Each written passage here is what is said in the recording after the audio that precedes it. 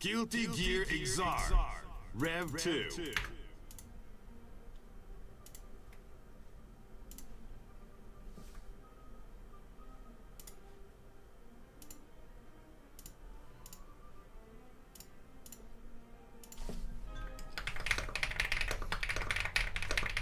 Guilty Gear Xrd, Rev 2.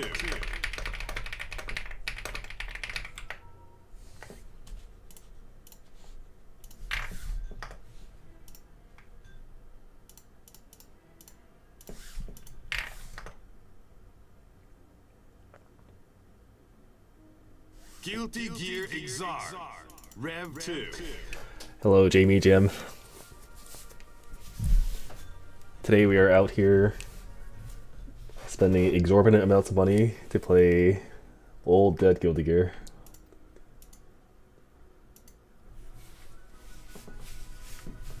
Guilty Gear Xrd, Rev 2.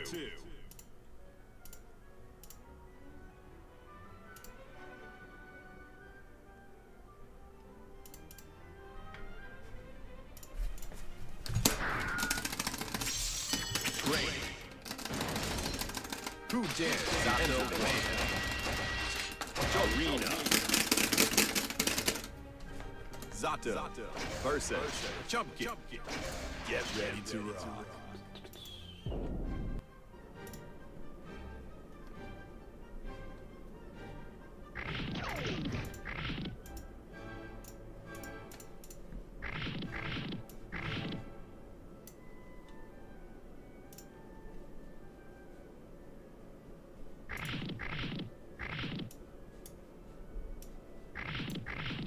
Here, one sec.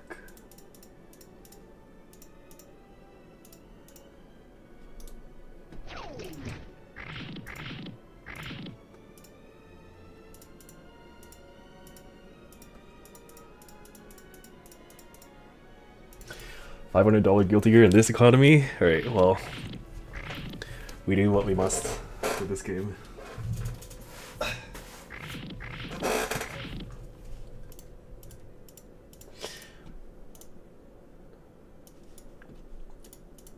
So I've had this one that I'm using, this hitbox, for I think 4 or 5 years now. I got it from actually, when I was in Korea, like 4 years ago. I got it from Core 8 Gaming because they were running like a giveaway event, kind of, where you had to post like clips of their tournaments, and they would randomly select one person to receive a brand new hitbox. And I ended up winning one, which is what I have right now. The problem is twofold. First, the foam padding on the bottom is incredibly fucked up right now, so a lot of the glue has been falling off, and this pad itself is very battered up, which is very easily fixable. I could just get like a new foam padding from like Michaels and just put some glue on it and it'll be done. But the other issue that is a lot more severe in nature is, I'm not sure if you can see this here. Let me... Oh, convenient. I have a thing prepared just for this. There we go. Let me rotate this. There we go. The other issue is the side plate is rusting quite badly because my, yeah, the side plates, the metal parts, are not looking good. And so, I think if this continues, it'll start getting on my skin, which is not very good. And this is very easily preventable, by the way, if you just wipe down your controller after every session, but I've not been doing that at all. And so, it is getting a little gross.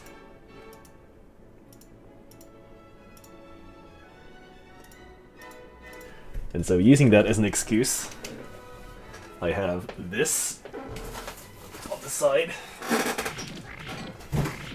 that just came in that I will be opening up and pretend I'm a real YouTuber.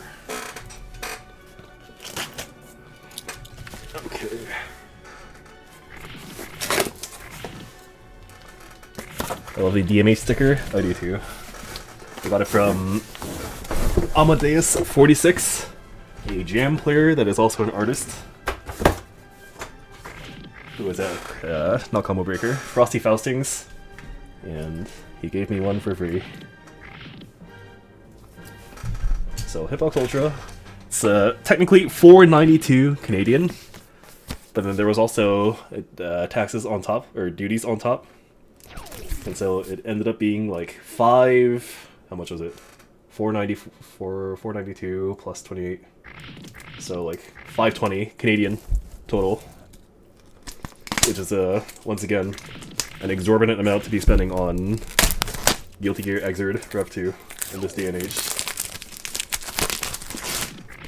Okay.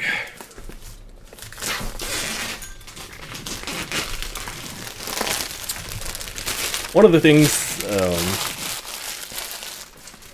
one of the reasons I got this to begin with was actually not for this game, but for just considering how every new game that's coming out right now seems to require more than 8 buttons to play quote-unquote optimally. And this has a very interesting solution for... Oh, there's tape.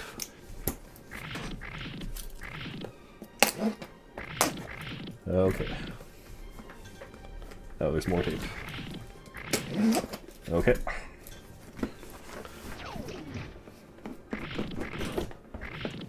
So it lifts up like this.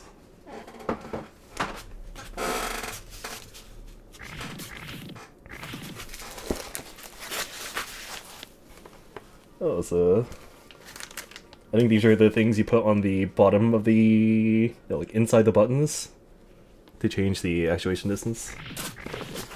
Is I think the exact same carrying bag as the one that they had since like 5 years ago.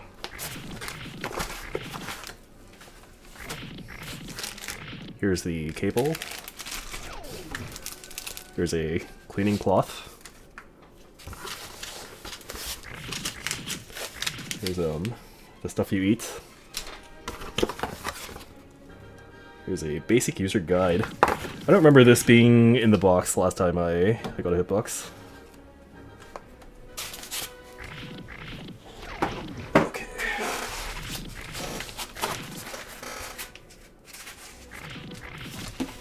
Nice of them to send you a snack. I know. Every time I get a package, it's the highlight.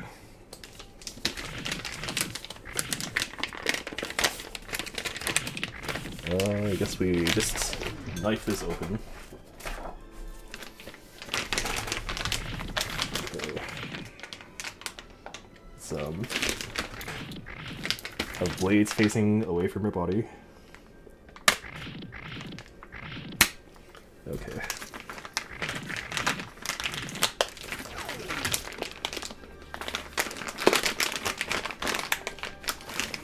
Okay. PS5 console settings. For the best PS5 playing experience, we recommend the following. Use the rear USB ports of your PS5.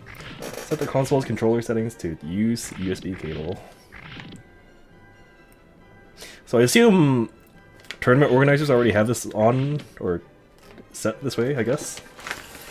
But if not, then I guess it's on the Hitbox user to check this every time. I wonder if it has to do with like input delay and compatibility issues. Okay. What model of Hitbox is this? It is a Hitbox Ultra, which is a thing that was released, I think, earlier in 2024. Okay. So here's the actual thing. These buttons are very different. So there used to be. Actually, let me just pull this up. I'm gonna unplug this here.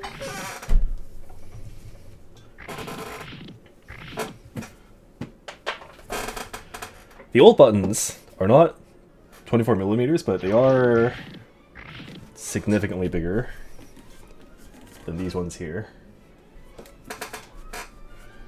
Oh, also, I think the Ultra is now the only hitbox that they produce at the moment. They don't produce any of the older versions anymore. So if you want to get a hitbox, it's gonna be this new one. Unless they have like stock leftover, which they probably do still. Okay. Oh, maybe let me check if they are the same size actually. Okay.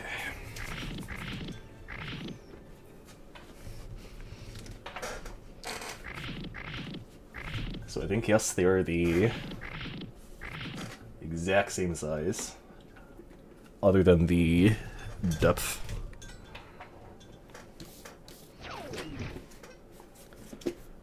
And it feels like the button placements are also the same.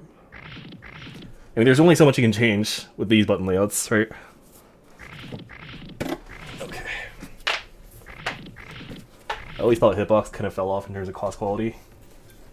I tried 2 other button controllers that are not like homemade, kind of like duct tape together, which I've tried more of. There was the, what was it? There was like a Tremba Obsidian that was like modded to be a Hitbox controller that I tried, and then I tried the Varmillo FK2, which is it was like a $200 controller that was very nice. It used like keyboard switches, but I had some issues with it where diagonals were not coming out consistently for me, or like not consistently enough, and that was a very big problem for me. So I would do stuff like, oh right, this is not connected. I tried to do like unsummon in neutral, and I get 6H, and getting 6H even like once a day accidentally is not acceptable for me. So those diagonals have to come out, and it probably is just a it probably is a practice issue. Like if I just spend more time doing it on that controller in particular, I can probably get it more consistently, but like it felt really bad for me. I tried it for like 3 days. I gave it a shot at least, and it did not work out for me. So I think this cable, is it the same? I think it's smaller. Roll me a nice stick, thank you. Have fun. Thank you very much. So this is the old controller, and they appear to be interchangeable. Oop, hold on. I don't want to wait.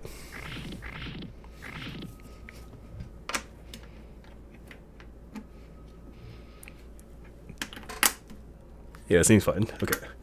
So the cable is the exact same, other than maybe build quality.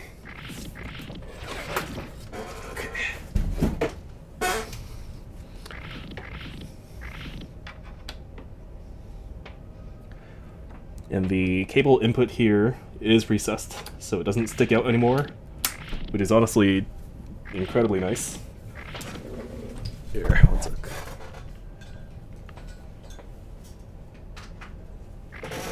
Okay.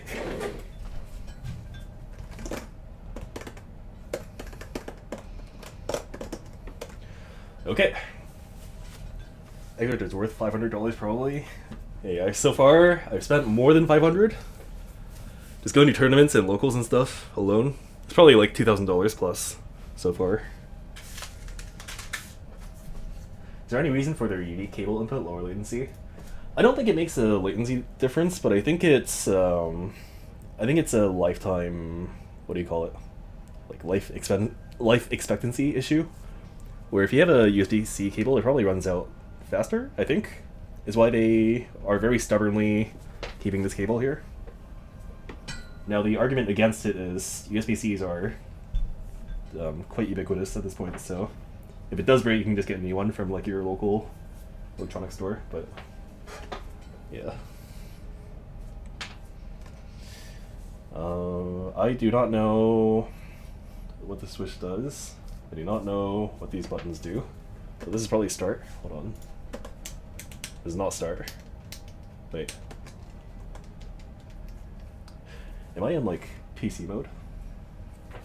Oh, there's a, yeah, that's right, a handy basic user guide that I should read. Alright.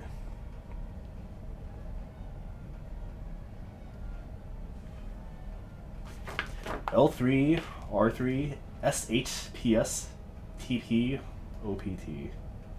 And the switch is a tournament switch, which I assume...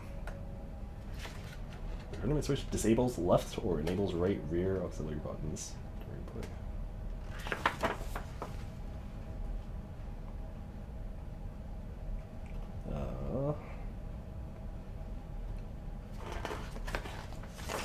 So what is this right now? Here, let me...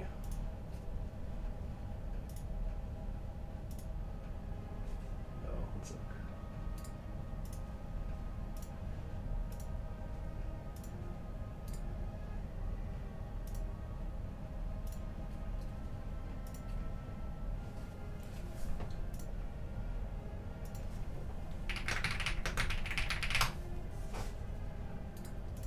So it's registered as a DualSense.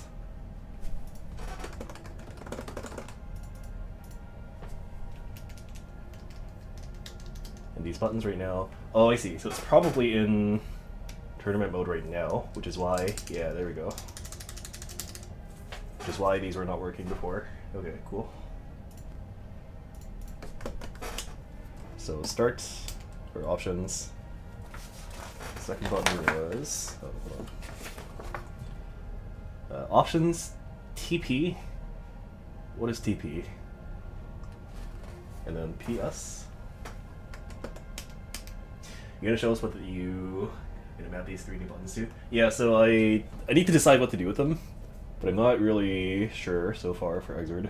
Like if I'm playing something like Street Fighter 6, it's pretty obvious what you use them for, like drive impact, parry, that kind of stuff, or like the 3 kicks for Ken, or 2 kicks. Okay, this is select, which used to be on the second button to the right,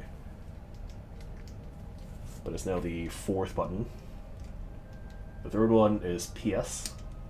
The second one is TP, which I still don't know what it is. This is L3 and R3. Okay, cool. TP is touchpad. Oh, cool. Okay. Thank you. So, touchpad. This game probably doesn't let you do anything with touchpad, I'd assume. Oh, hold on. Yeah. Okay. But I know like Street Fighter 5 used to have a dedicated button for touchpad in training mode. Street Fighter 6 probably does too. L3, R3. These buttons are currently okay. L3, R3, and touchpad. Can be remapped via PCB switchboard. See page 5. Your seat. Oh, okay.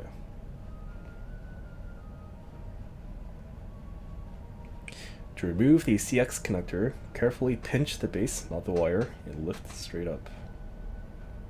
So this lets you remap any of your extension buttons, which I don't know if I need to do here. I think L3 and R3 are registered in Xrd, so let's try. Yes. Yes, glorious. Okay. So ideally, what I would do, if I could cheat, is I would set one of these buttons to left and the other button to right. And the reason you do this is because now you can double tap left, right with your right hand, and you would get super easy backdashes this way. Which you can do like with a normal hitbox. You can just move your right hand and do it. But like it's work to move your hand this way, right? So it'd be easier if you don't have to move your hand and still be able to do your left rights this way. But the FGC has determined that having more than one directional button, like duplicates of it, is kind of cheating. So we're not going to do that. But ideally, if you could, that'd be pretty sick. But it would be cheating.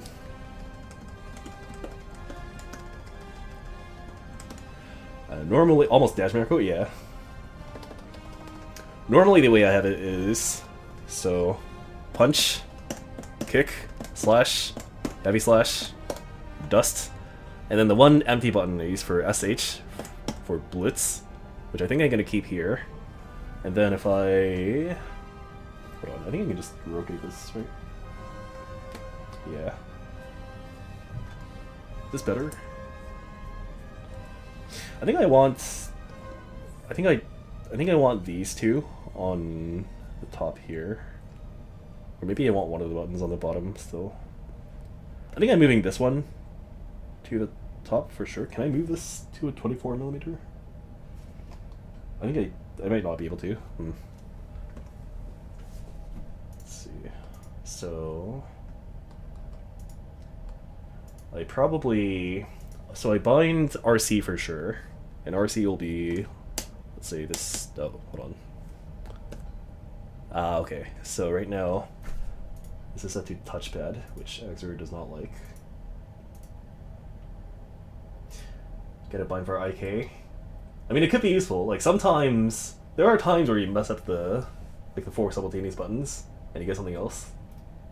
Having blitz as a macro is huge. You can get a perfect S and H.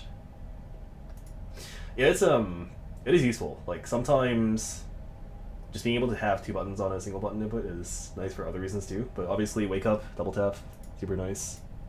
Out of like reversals on block stun, super nice. So I think hold on.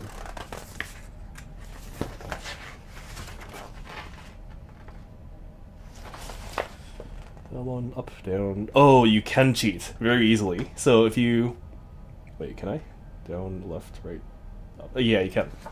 So you see the hold on here. This thing is encouraging you to cheat. Let me show you. You see, okay.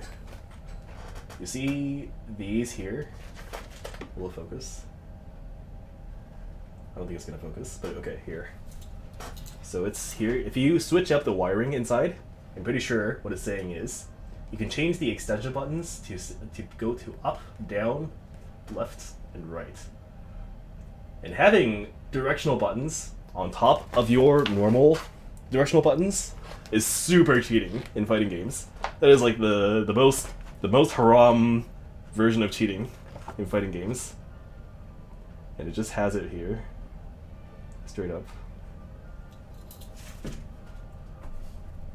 How do you like the combo buttons? I need to try it still. I'm not sure if I like it or not right now, because I haven't tried. So, let us try now.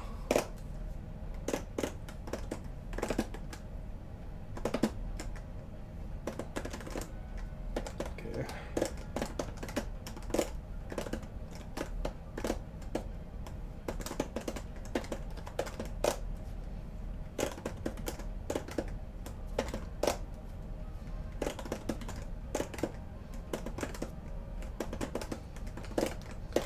So they feel like they feel most similarly to gamer fingers so far. The switches I've tried Sanwa's obviously. I've tried keyboard switches. Let me actually here 1 sec. Let me undo this. Undo this for a second. Give me 1 second. Oh, actually, hold on. I don't need to turn that off. So my comparisons right now are, I have this, obviously, this hitbox. I have this, which is the Varmillo FK2. And let me just show you this real quick. This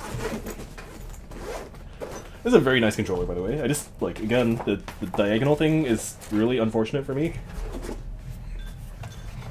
Because I really like how this feels. And it says, like, 2 of these buttons here that are L3, R3. But I don't use them for Xrd that much, other than like maybe one for RC. And these buttons, they are extremely nice in terms of how they feel. Like I think maybe they feel even nicer than the... I don't really want to say this yet, but maybe they feel nicer than the Hitbox Ultra. But again, the problem with these is like... I think it has to do with how the switches work inside these. They're keyboard switches, but they're kind of special keyboard switches where you don't have to hit a actuation point for it to register as a input. If you like, and you can set this with your software in the on their website. The way you can set this is like, if you press a button any amount of distance, you can have that little bit of like travel distance register as an input. And you can set how much distance it requires specifically for it to do so. And not only that, but you can also set the lift off distance that it requires to register as the input turning off. Like normally with switches, there's like a certain very specific point where that happens. But for this one, you can just like change it around. And I tried basically every single possible combination of those two things, and I still could not get diagonals to come out properly consistently enough. And I say not consistently enough, but it's like once every maybe like 10 games that I encounter it. But again, that was like still not good enough for me. It's probably a mastery issue. If I just spend maybe, I don't know, like a month with it, it'll be fine. But as it stands, like when I try to do quarter circles, it like every now and then it just skips the diagonal, and that is no bueno. But super solid controller. Like the one other really nice thing with this is you can slide your fingers super easily on these, and it's really good for mashing. Like if you're trying to mash out of stun, you can do this instead of like trying to mash your buttons like this, right? You can also do, I guess, like this to do half circles, which I should try with the new hitbox also. Hold on. The problem with doing that, like the whole mashing thing, or like sliding your fingers around, is with the Sanwa.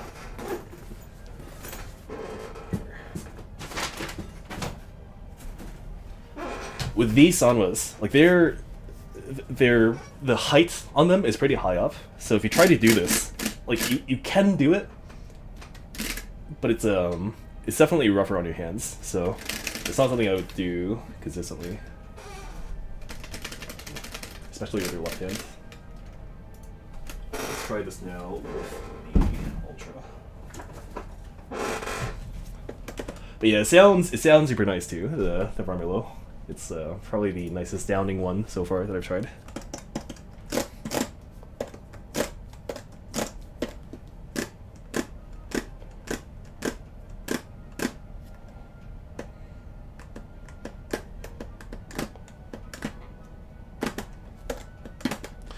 I know the Hitbox team really likes to promote this for their half circle inputs, like doing this kind of thing with your hands. But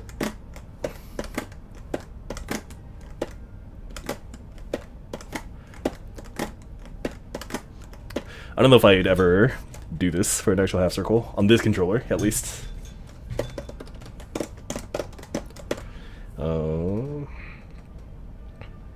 Okay, let me just try the buttons more and see how this feels.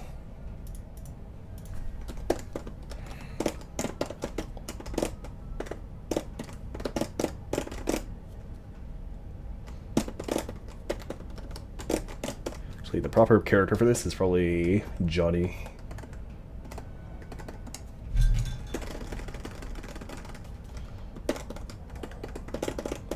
Are you level 3? Yes, okay. Oh.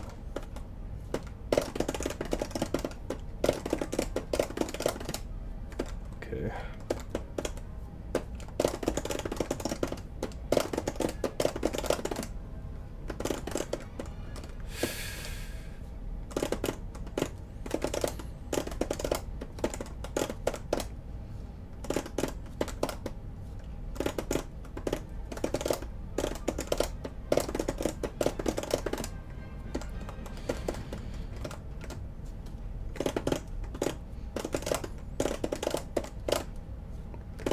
I'm not a Johnny player, as you can tell.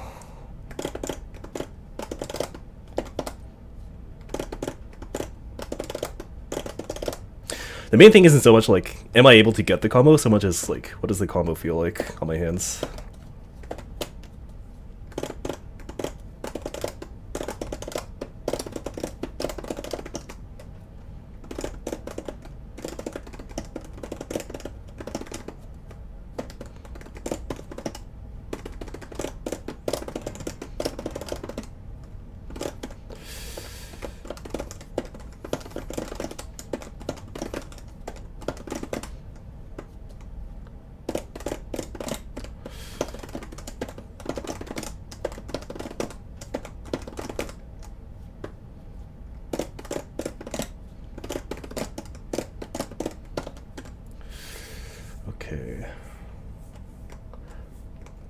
I've seen the attack on keyboards. Analog keyboards is what I think they're called.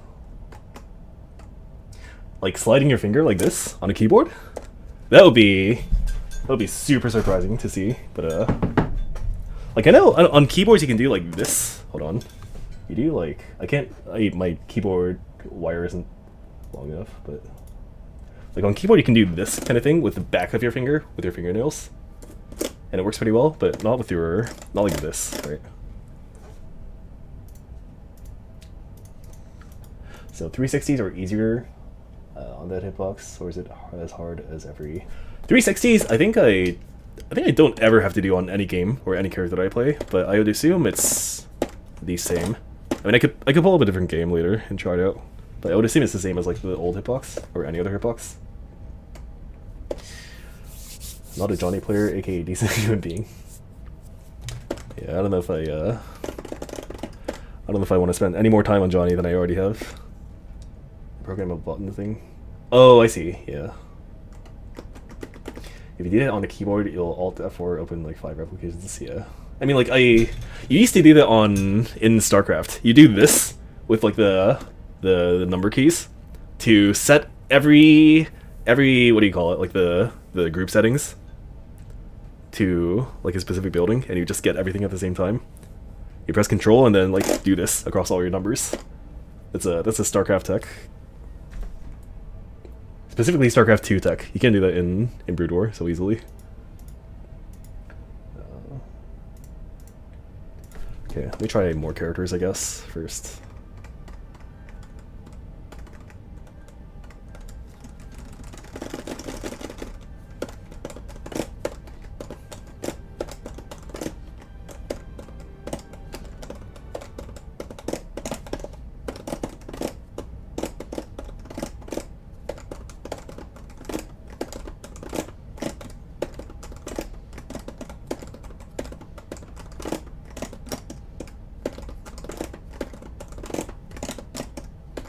Oh, actually, hold on. Yeah, I think charge inputs would be the same.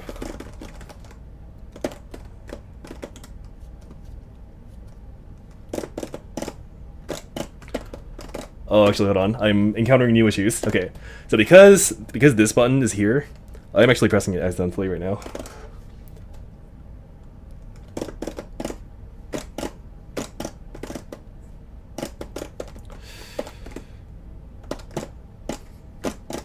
Yeah, so that RC was not intentional. I think I would definitely move this button up here. So let's see if I can actually do that now. How do I... There we go. Okay. Oh.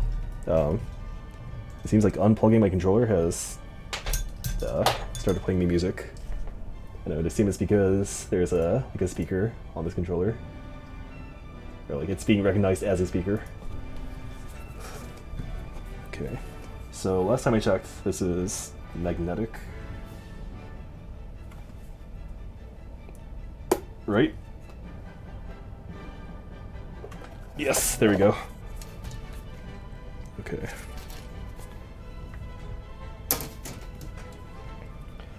So, okay, it's done. It's set up pretty easily. So, here. That thing in the user guide earlier, the cheating, is right here. The absurd cheating with directional buttons. And I think you can just pull this, hold on. To remove the CX connector, carefully pinch the base, not the wire, and lift straight up. Okay. So let's actually do that later, and we'll do... How do I get rid of this? Do just like a switchboard? Yeah. You just apparently pinch up the connector and just plug it back in wherever you want. So... First, I want to move the extension somewhere else. So how do I do that? Combo extensions are our 2-in-1 arcade buttons. They add independent L3, R3, and TP inputs within optimal reach. Use the included CX shields. Are they here? Yes, okay. In the event your CX button cap becomes detached, please closely follow these steps in order. So this is to... Okay. Your CXs can be rotated to fit your comfort. Pinch the extension sidewalls. It doesn't say you can, like, detach it from the button, so I'm assuming it's just, like, part of the button itself, I think.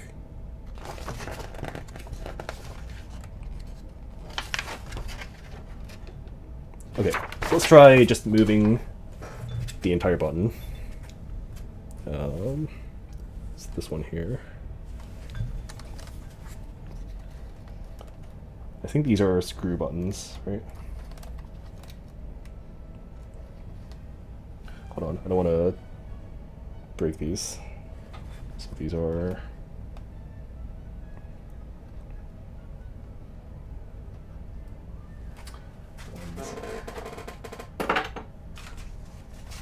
I'm gonna be right back to get proper equipment.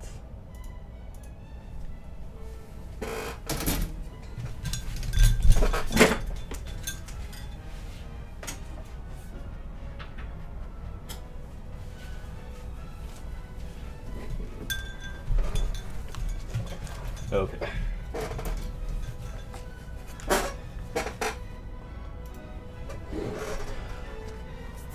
Have to rewire the entire thing just to move the fancy button? Maybe. I don't know if... again, I want to check the... like, how this thing is actually connected first. Okay, so...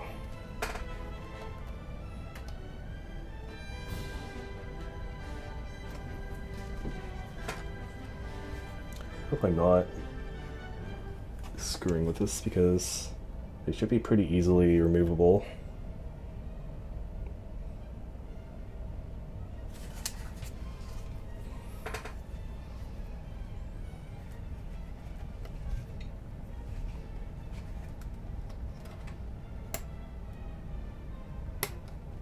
There we go, okay.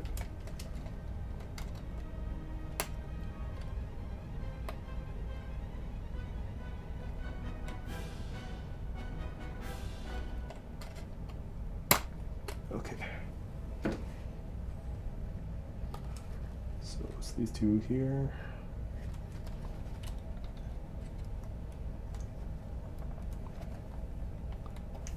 These are screw buttons, right? Yeah, I think they are.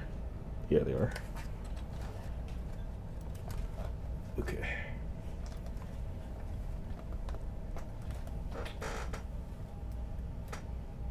Hold on, am I doing something wrong?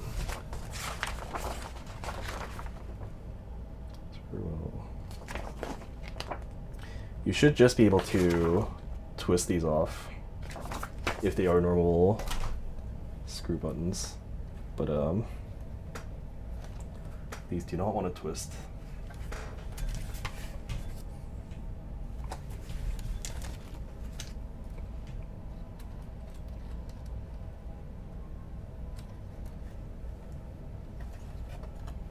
You need to like press here. Oh, maybe you do. Oh, hold on. These are not screw buttons. I fucked up. Okay. That was a good thing to catch early, I guess. These are not screw buttons. Which means...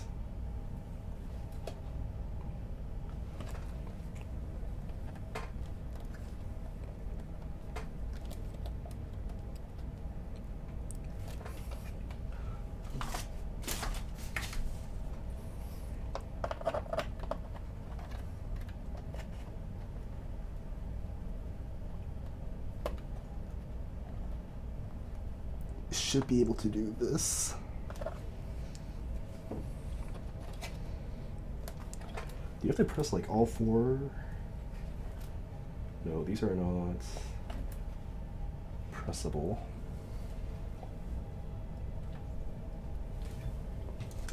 Interesting stream name, thank you, but it's true. Oh, there's a caveat. It's in Canadian, not USD, but it's still true.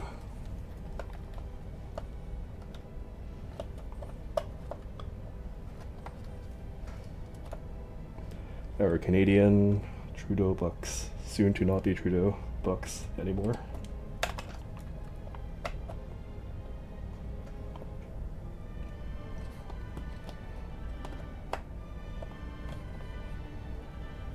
Okay, these really do not want to come off. But firstly, I should actually undo this first. If I... No, hold on. I don't know how these extension buttons are connected right now, so I think I...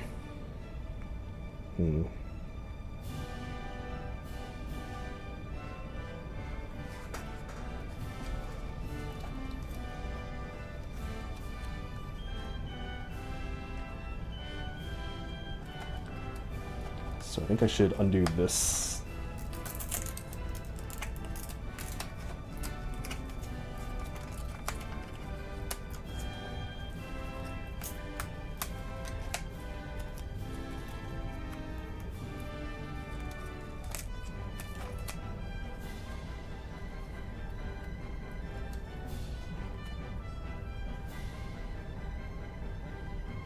Oh, that's gonna be annoying to undo. Okay, I have a change of plans. Let's go back to our initial plan of just popping this off first.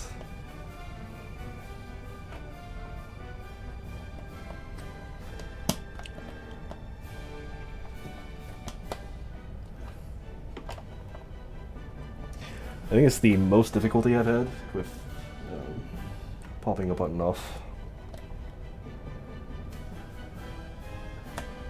Which maybe means I'm doing something wrong still. Hold on.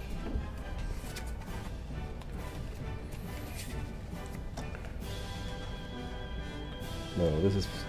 Do I need to like undo this first, maybe? I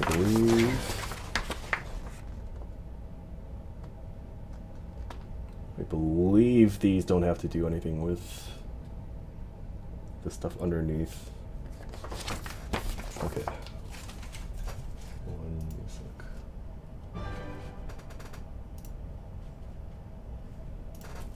Okay.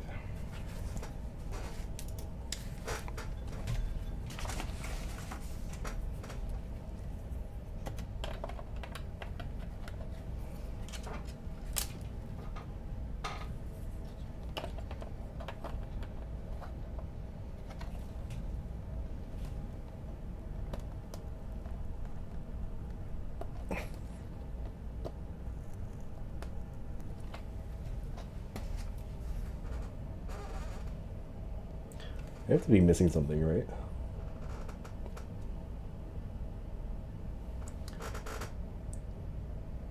These are absolutely not screw buttons, I think.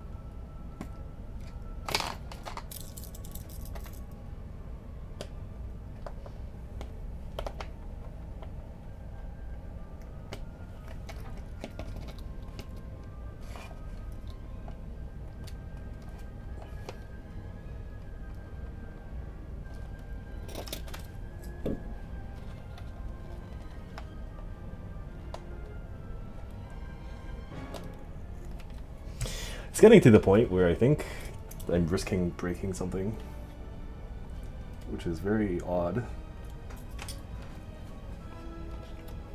Like in terms of the force I'm putting on the sides.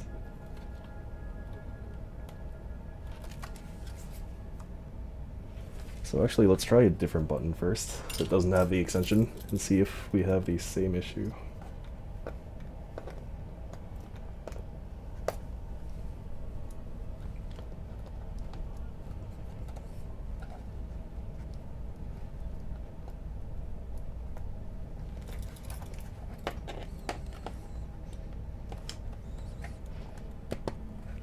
Okay, so this one pops off like pretty easily, which again makes me think that the extensions are preventing that from happening somehow. Okay, there was a part on the manual that had to do with, yeah, this stuff here. But it doesn't say like it's attached to anything on the bottom.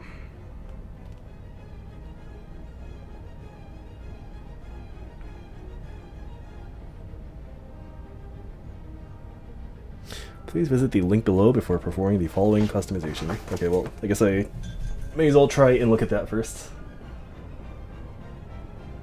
I guess.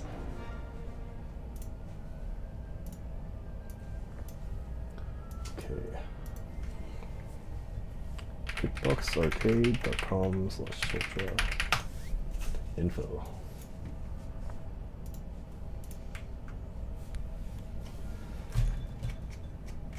So is there anything here that is not on this manual?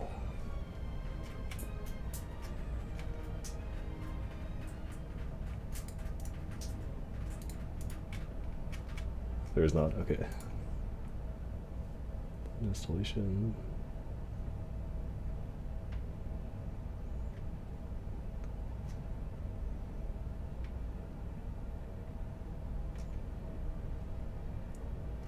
Okay.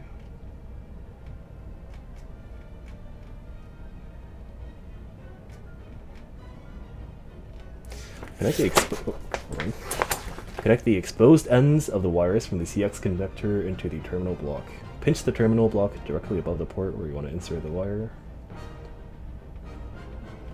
So this is just getting the actual wiring set up.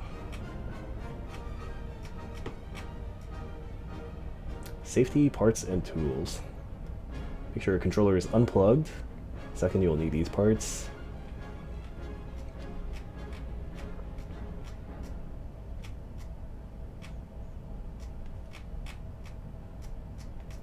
I'm looking for something right now that indicates to me that these are getting in the way of popping the buttons out, and I still don't think there's anything like that. Yeah, I think this is the same, right?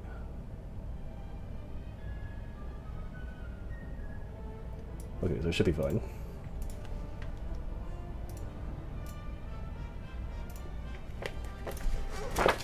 Let's try that one more time then, and pray we don't break anything.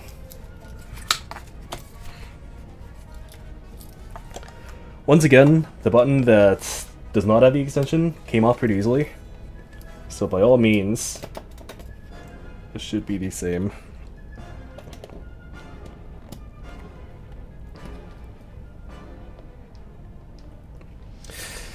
Oh, this feels so wrong. I wonder if I should look into this more before I... Oh, hold on. No, wait.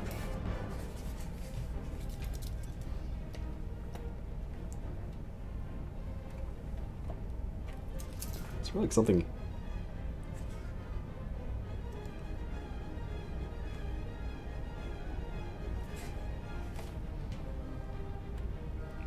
There's no way.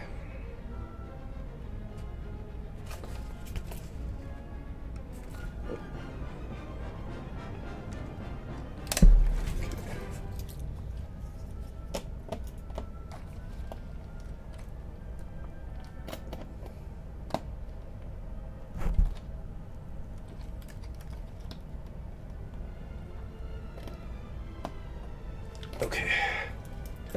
What are you doing? Leveling the buttons or something? No, I want to... So I'd like to pop this button out of the controller,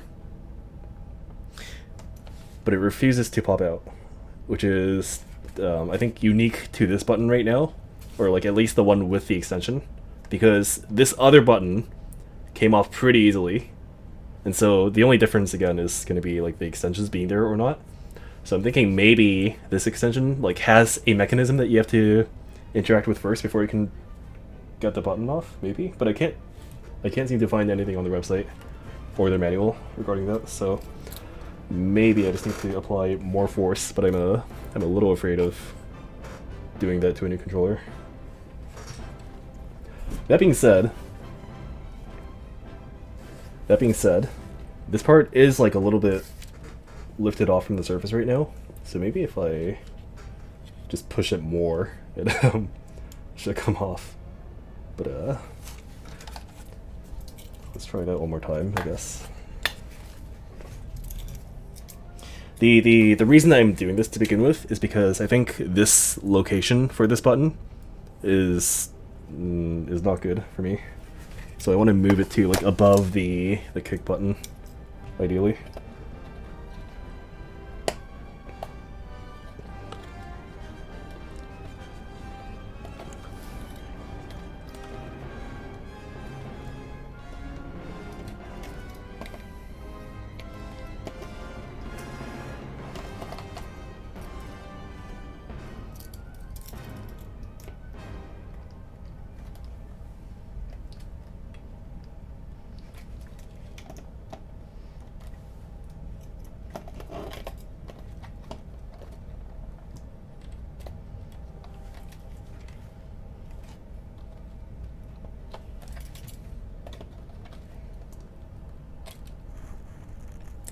It does not want to come off. Do any of the other buttons with the attachment come off, or just the one? I could try, but I'm assuming they have the same issue. I could try, I guess. Yeah. The other question I have is this extension on this up button probably can't be moved to the other buttons because this is 30 millimeters. I'm pretty sure. It looks bigger. I could be hallucinating. Yeah, 30. So I'm assuming this extension here can't be moved, which I'm kind of okay with, I think. Because like I would never get this accidentally, and it's close enough to my thumb. So it should be okay if I just like... Is that okay? Hold on. Do I want this button here? I guess I have to play with it more first, so I'll worry about that later, but... so this is like the default layout, where like it was kind of like this when it first came in. This button here is okay. This one is not okay. And this one is maybe okay. But the plan right now is to move this button to be up here. So all I need to do in theory is just swap out these buttons and it should be fine. Once again, the problem is this button does not want to come off, unlike this other button that does not have the extension. Actually, hold on, there's a unplug here. Okay, yeah.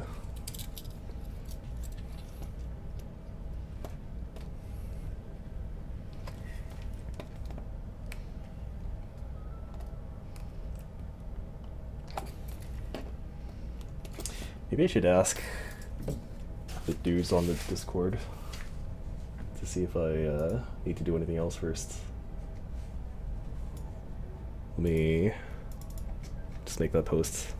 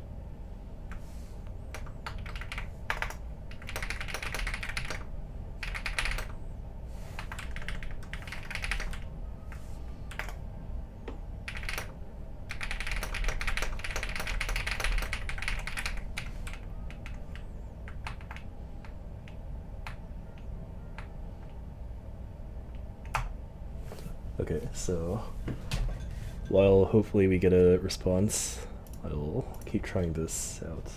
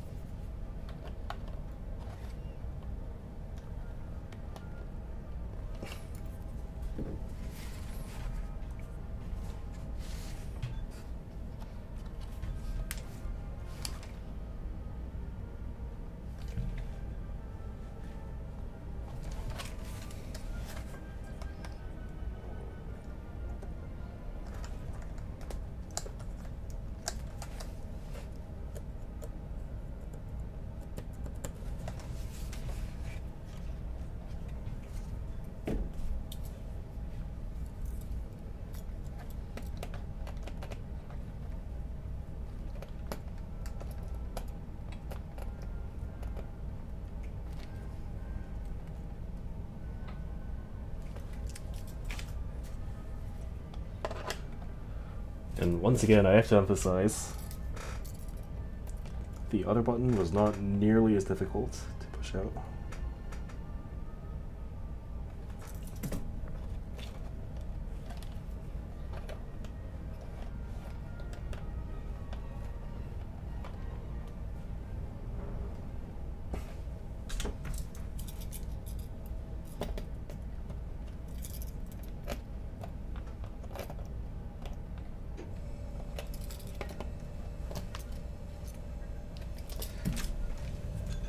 If I can't move this out for the time being, I'll probably just play with the button not assigned to anything for now. But I would really like to move this around, which is kind of the whole point.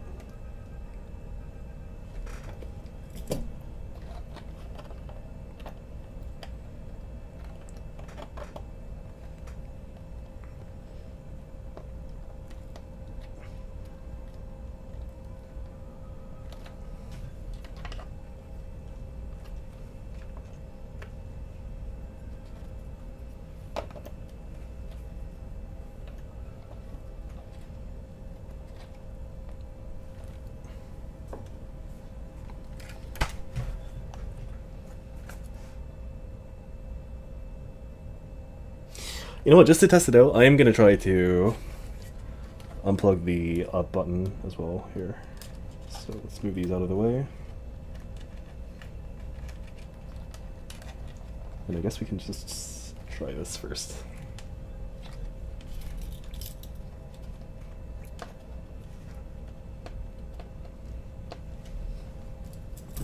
Normally it should be doable with just your fingers here.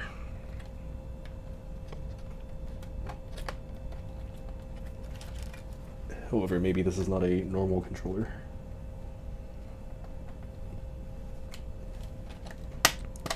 Okay, so that was incredibly easy.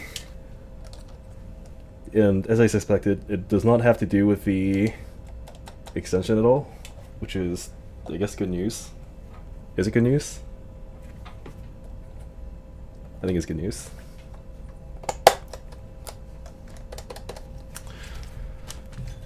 So, maybe it is a problem with just this one.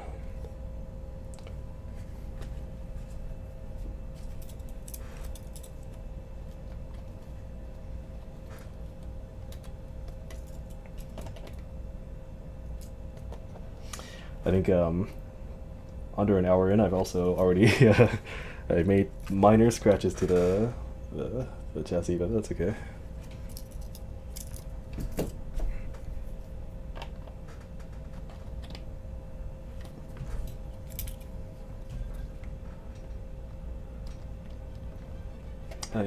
I don't see myself selling this one for a couple of years at least, if at all.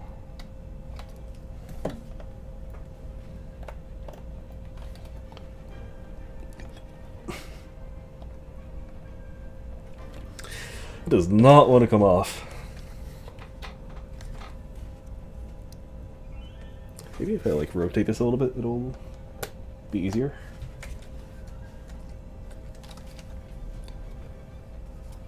Does that do anything?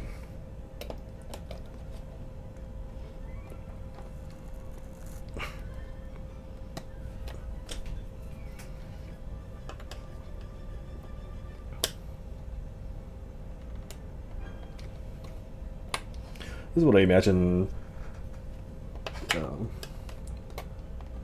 This is what I imagine dentists feel like when they're pulling out a tooth. Can't believe I said a teeth.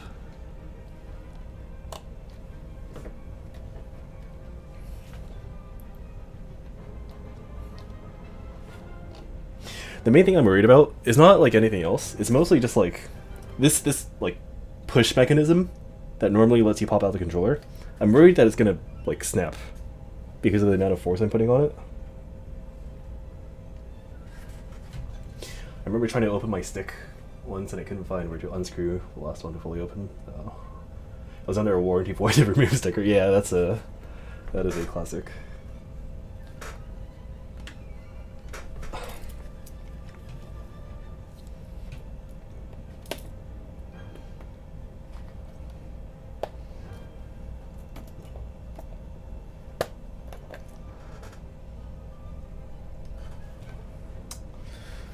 Maybe the switch is not the first thing to break, but rather my fingers at this point.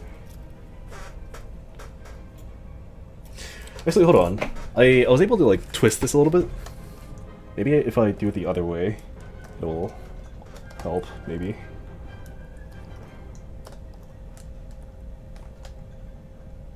Oh, hold on. Is this now stuck?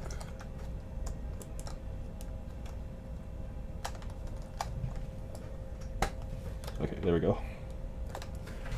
Maybe this direction will be more suitable for popping out. Maybe. Hopefully.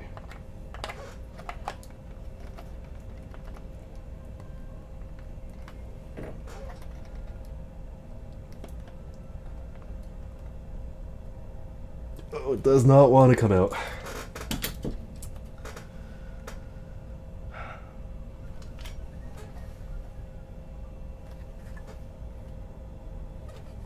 What could be the issue?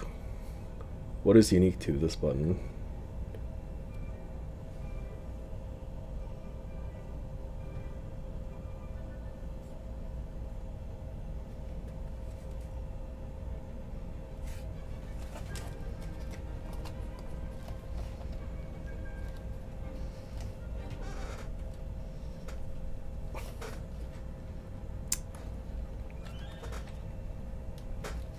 Maybe if I like twist it while also pushing it somehow.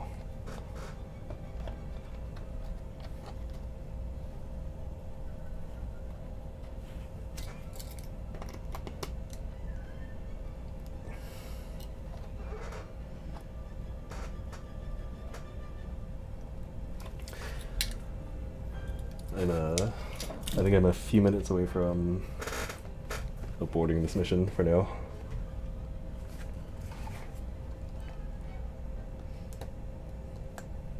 Okay, we're back to square one with the position. Actually, let me just try and push this in all the way first. Okay.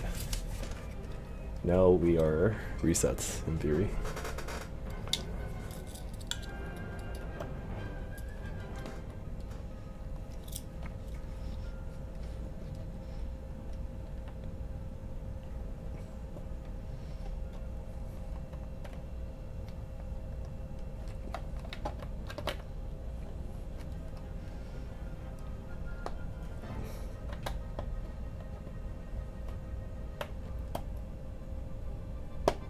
Oh.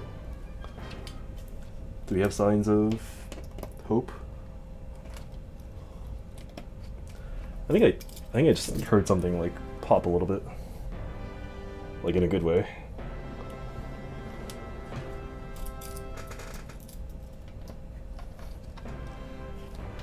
So let's try pushing this a little bit more then.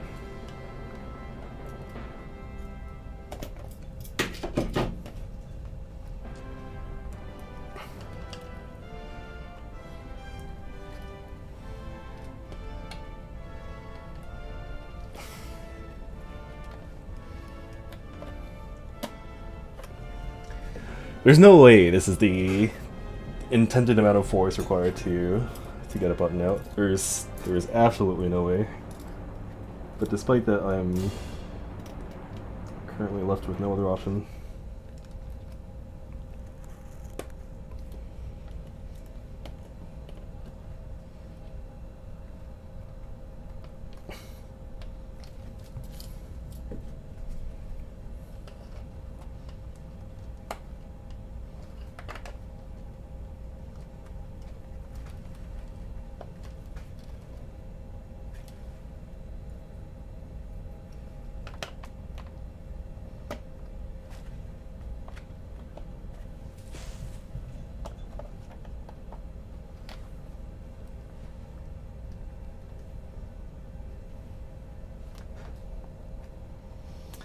I've never had more difficulty with the button in my life. The clips just not want to budge, or will the button as a whole not move? It's the clips are moving fine. Like, you know how like they press inwards? They feel the same here, but the button itself is not willing to move.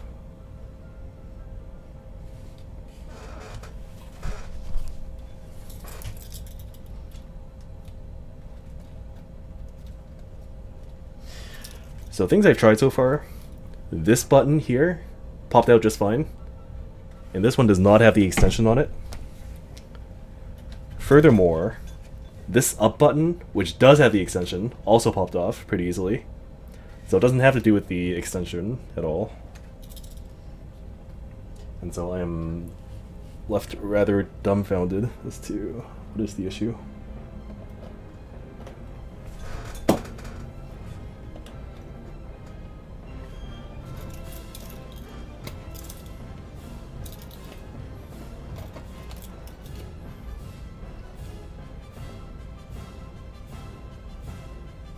Right now the clips are fully pushed in, I believe.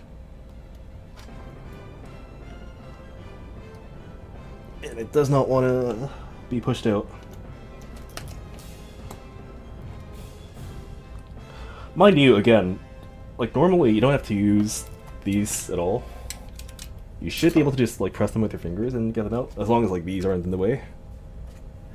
Is that you could pivot them? Do they lock in certain positions? I tried this and pushing them out, and I also tried this, and neither worked. But maybe you're right. Maybe I have to have them in a certain position.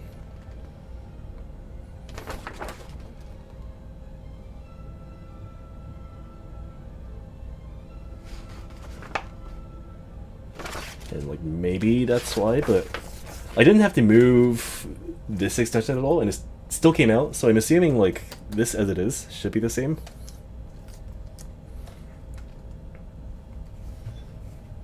And I definitely don't want to like try and pull something from the front face.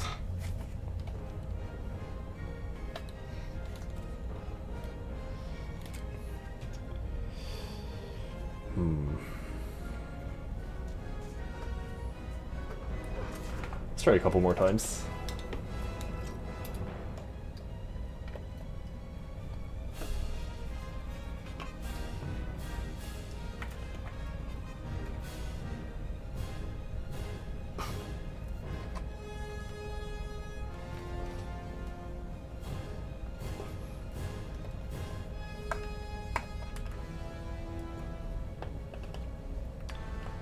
I'm thinking maybe like you need to push them from a different angle first. Maybe it'll get them out, maybe. Like right now, pushing these clips in feels like it does nothing at all to like ease the pressure at all. So maybe like you need to push these in a different angle, but that also risks damage.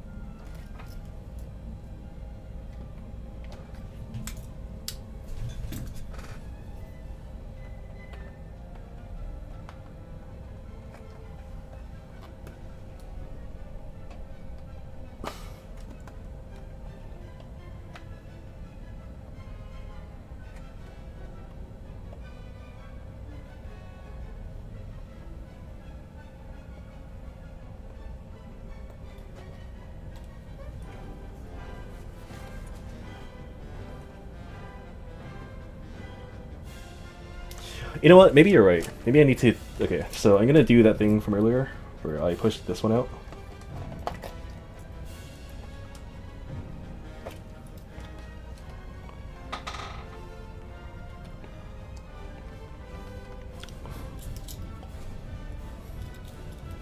And then I'll pivot the button all the way across to where this normally is first, and then try.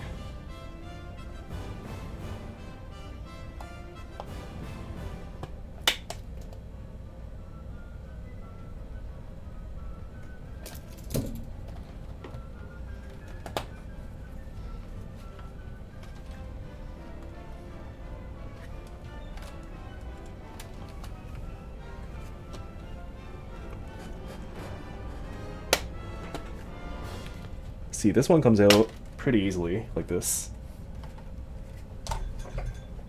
Like DMD. Oh, thank you. Combo. Yeah, I did see this one. So, wait, did I see this one?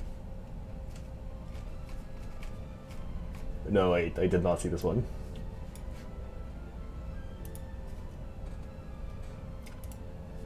Okay, here. Thank you. Let's look at this first. Parts and modularity. Customization. Open the combo. Grip the ring of the combo by one of the notches and then rotate it counterclockwise to unlock it from the well. Push down on the plunger to help stabilize the well. But this is like the... Oh, wait, hold on. Yeah, this is just the top part of the button.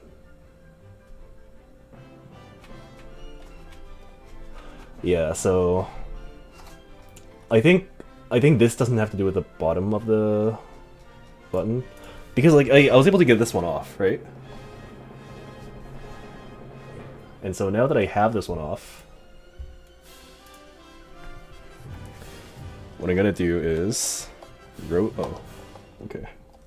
I'm gonna rotate this one a little bit more, like this, and now we shall be victorious, hopefully. So use this one instead. Oh right, it's on this side now.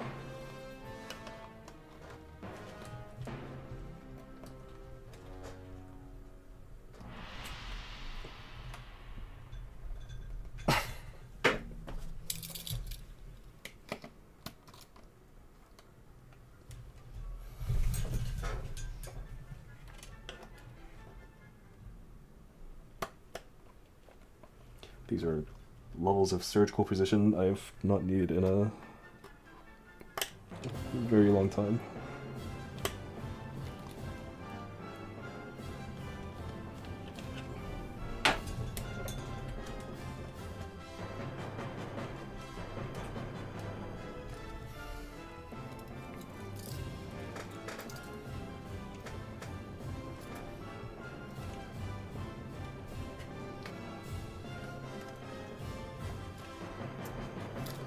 Can I rotate this like a little bit more? Oh wait, hold on. Let me make sure we don't clip the wire here. Okay. I think that should be an easier angle at least.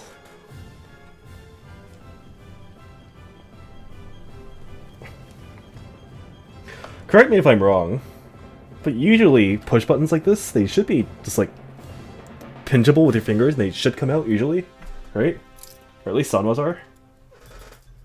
I'm pretty sure I've never had to like use this for a button before.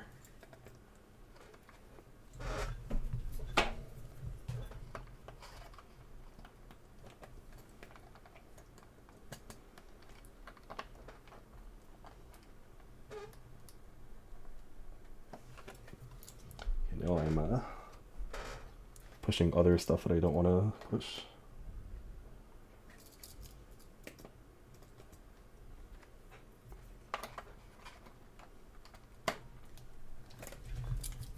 Stick ASMR and no exert gameplay.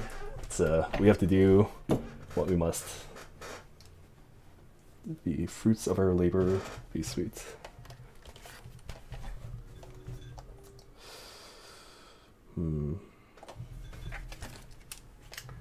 I've also never seen the mixed pinch and screw ones. I don't think they're screws at all. They just like kind of look like them, which is I got baited by that too. Like they look like screw buttons, kind of, right? If you look on the side here, can you see them? It's not gonna focus properly, but they kind of look like screw buttons. And I did get baited by that too. So try this.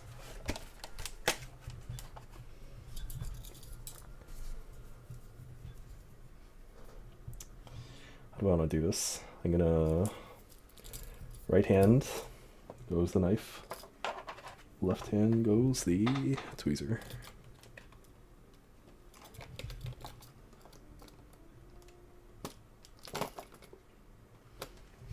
Here's the...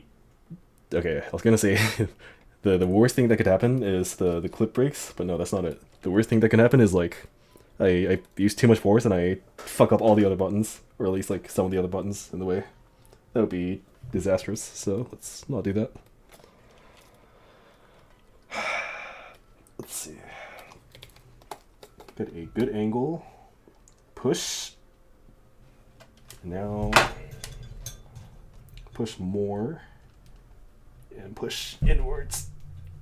It does not work. Okay. Here's a demonstration of the force I'm applying on this button. I'm just worried you're gonna stab yourself. No, it's not. I'm not pushing it in a way where it's gonna like stab into myself. Worst case is it'll scratch up the chassis itself right now, but that's it. It's fine. And everything I'm using right now, these are quite blunt, so it's not like I'm using a actual knife to push stuff in.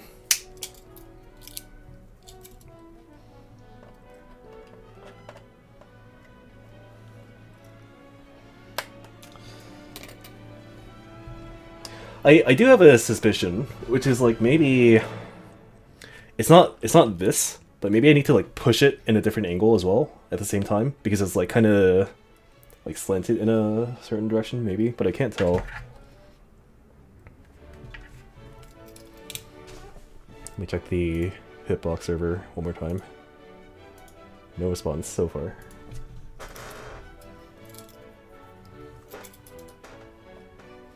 Mind you, I'm surprisingly having a great time still.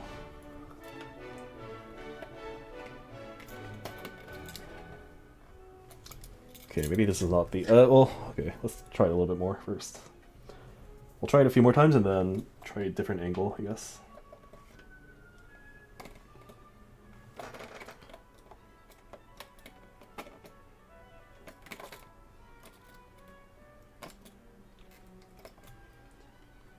See, like the clips are being pushed in all the way, so that is really not the issue. Oh, here.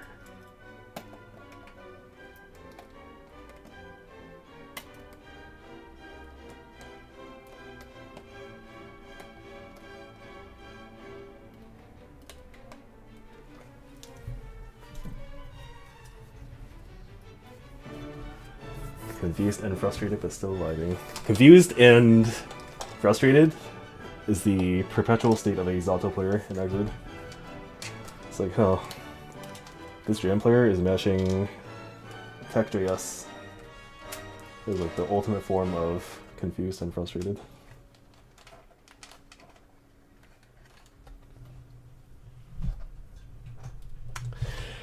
Maybe just go back to roots and use our fingers. Let's give it a try. I'll get a proper angle on this first, so I need to twist it clockwise, which is counterclockwise here.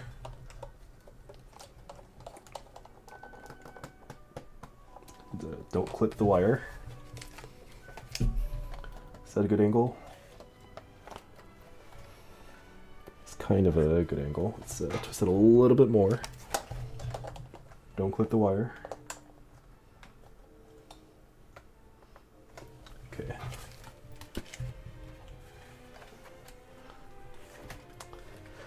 Alright, here goes a potentially bad trial.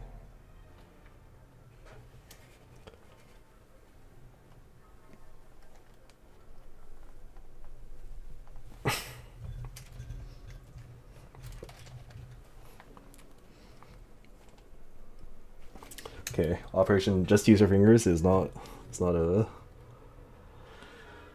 does not seem viable.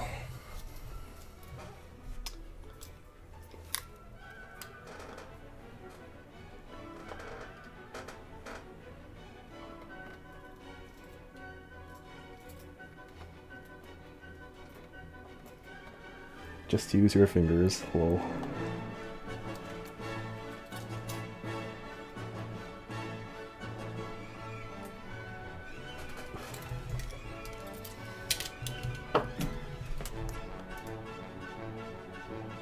One sec.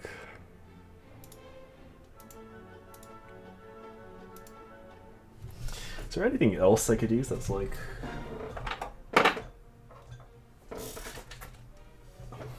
Do I want to use this? Maybe it's better.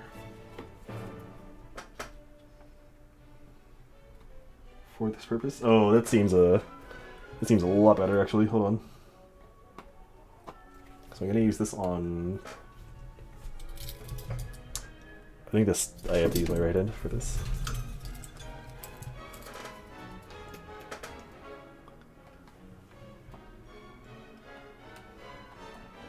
Now I feel like if I... The problem with this is like, I can very easily use too much force with this. But I guess I just have to be careful. Let's hope I don't kill myself. Trying to push this button out.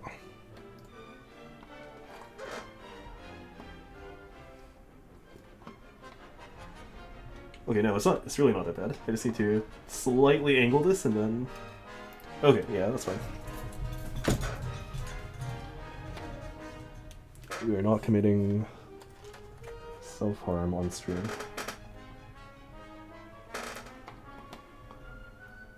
Let's see.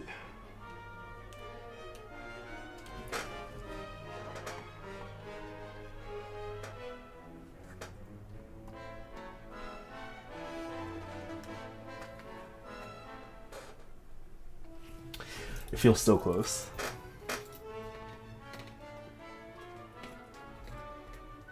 That was an asshole statement. I don't know if we're close. Okay, it's the wrong direction.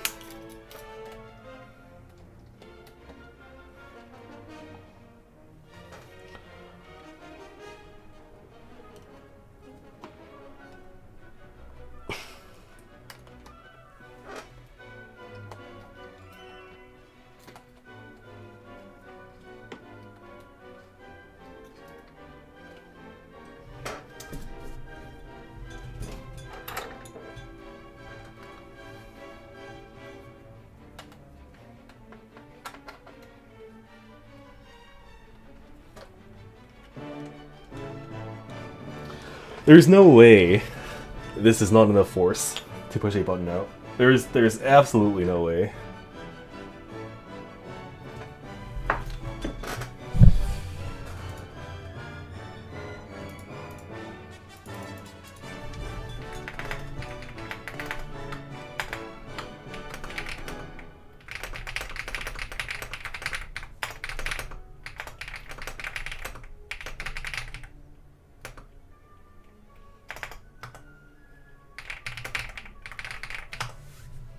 It comes out the same way, the only difference is the third wire. The fitment might be a little tight, but there's nothing special about the attachment mechanism. Okay. And like, we already know that the... Like, this one came out, so it's not the extension. 100%, right?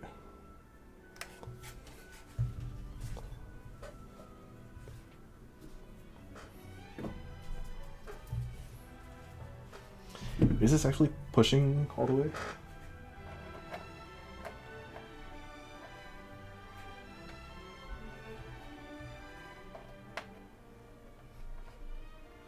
Try something else. What could I use?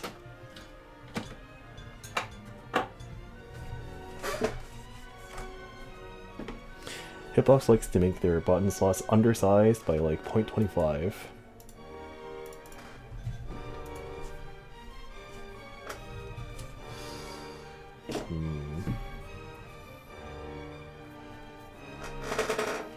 Yeah, I didn't really want to do this, but I'll try using the sharp part here, and maybe it'll be a little bit better.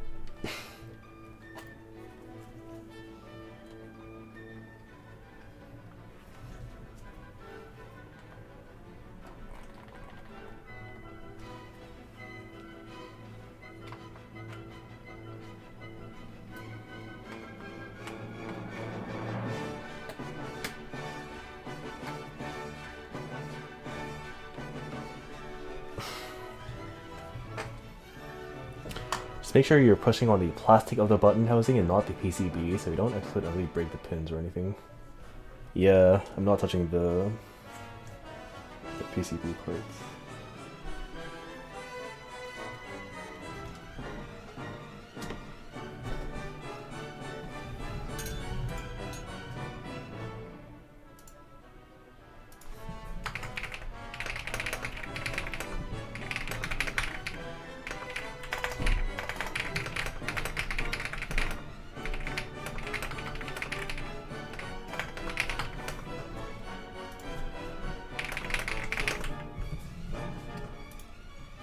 One sec, we may have some help.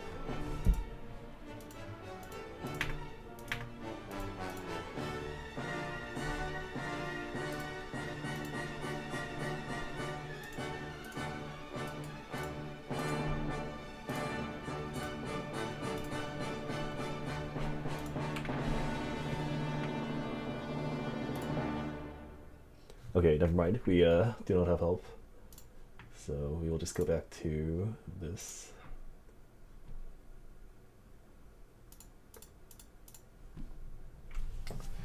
Okay. Here's trial number more than 20. Okay, here's the plan. I'm gonna use this to push on the left side.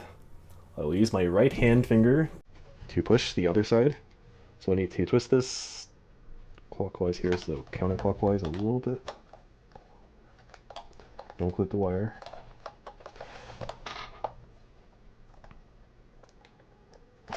Okay.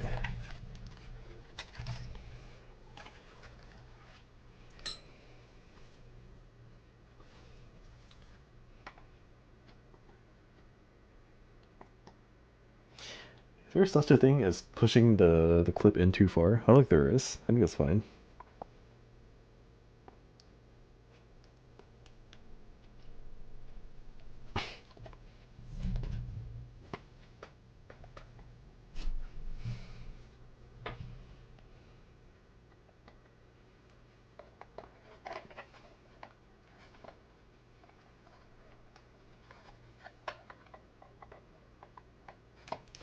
I'd like to... The only way to apply force downwards and on the side at the same time is to use my finger. So at the best I can use this on the left side.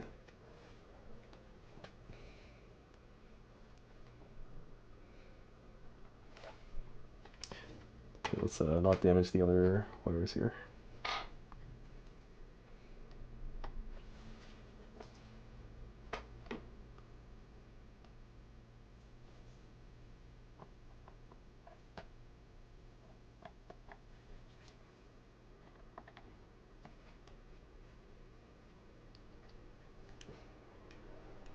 I think we have movement.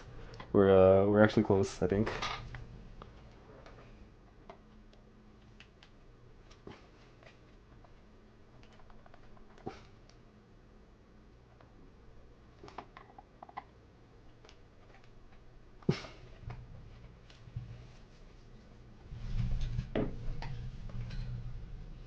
We've been actually close for a while.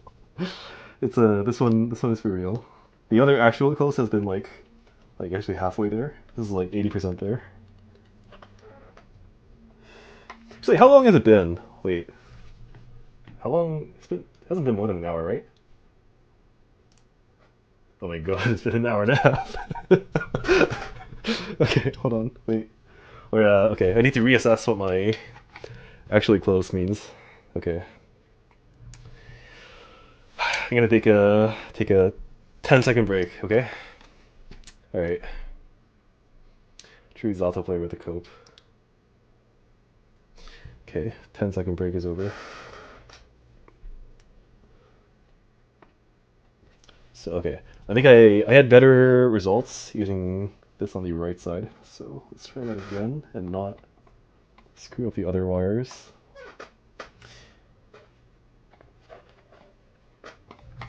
Is my head covering that? No, it's not. It's fine.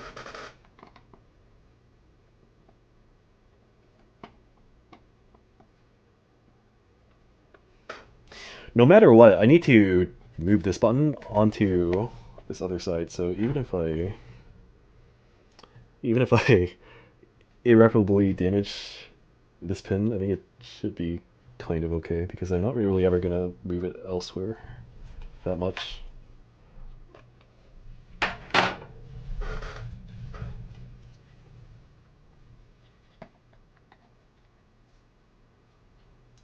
So I want to undo this one too first. That might... no. Okay, let's try twisting this to the original position first. Don't clip the wire. I can't believe it's been an hour and a half. That's unreal. Okay.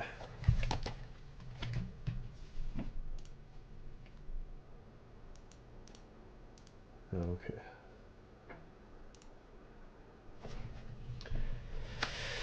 Okay. We're gonna use the screwdriver on the right side again. Is that a good idea? No. I'm gonna... yeah. Okay, cool.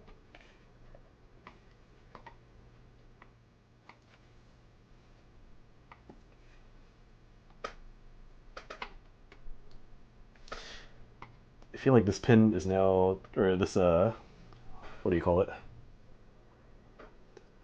This,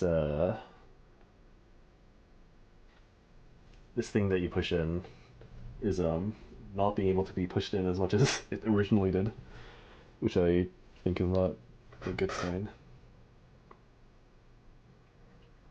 Or is it? Hold on, maybe I just need to push it more. That's the issue. Maybe I need to... maybe I need to apply more force. Maybe that could be the case.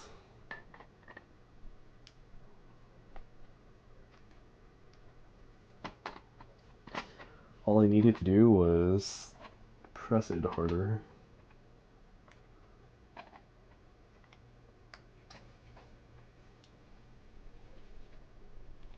All I need to do was press it harder. Okay, I don't think pressing it harder is the issue. Or the solution.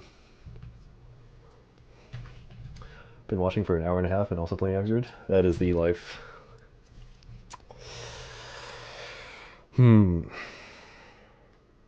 Okay.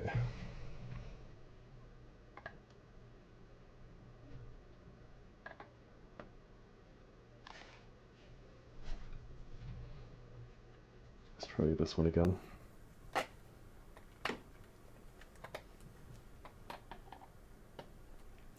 That's so unreal that this stream has gone on for an hour and a half already.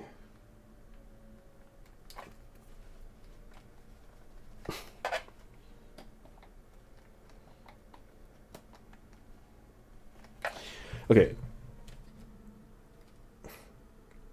How many different ways could I possibly apply force on this button from this side? Like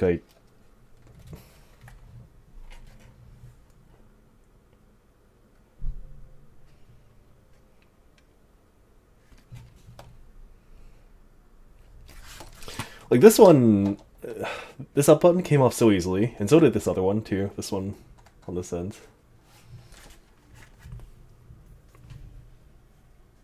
Why are you such a problem child? Why couldn't you be normal like the other kids?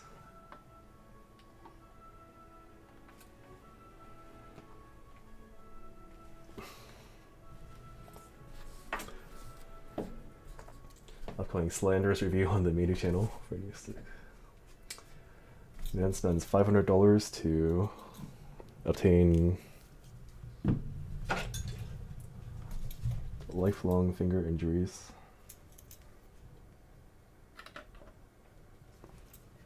Okay, we're gonna abandon the screwdriver for now and try this again.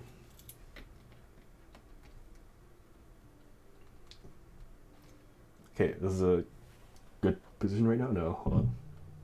I think this... oh, did I just... oh, yeah, sorry. Here. I think this is not cutting it right now. So...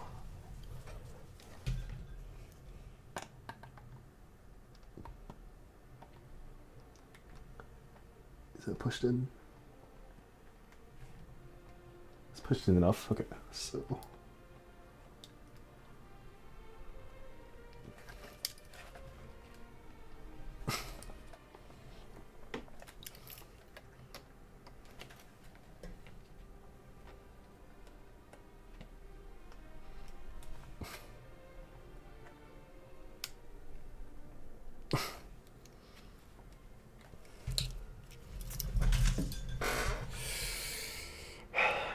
What is your issue? What went so wrong in your life that you refuse to comply?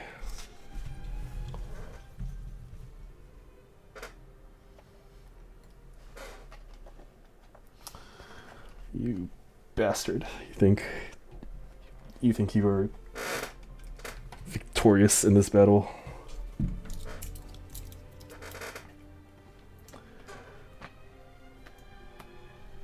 Oh, okay, hold on.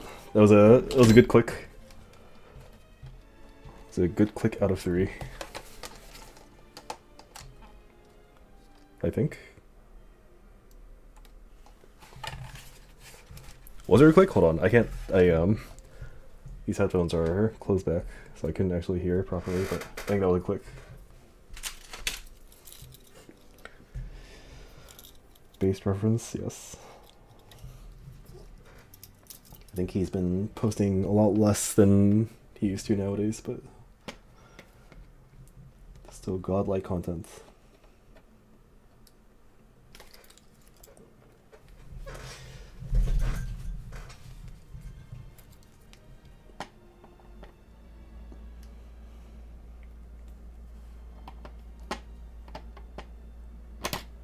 Oh, it's not what I want to do.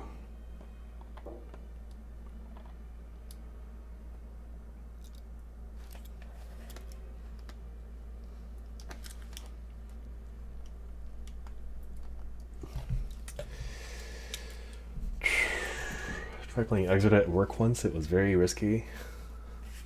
Hey, maybe you just need a Hitbox Ultra that has silent buttons that lets you play Exit at work. Not sponsored.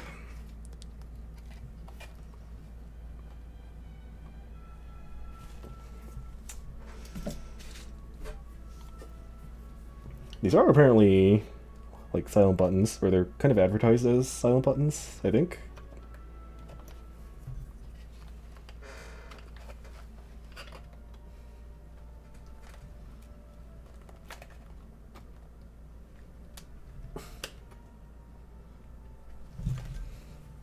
Oh man.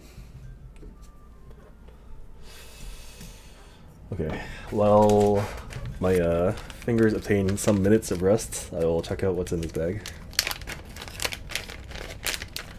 I think these are just kind of remind me of like grommets for levers, but these change the actuation distance of the buttons, I'm fairly sure.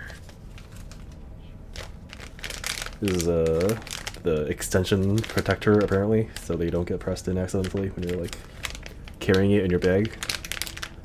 These are, what are these?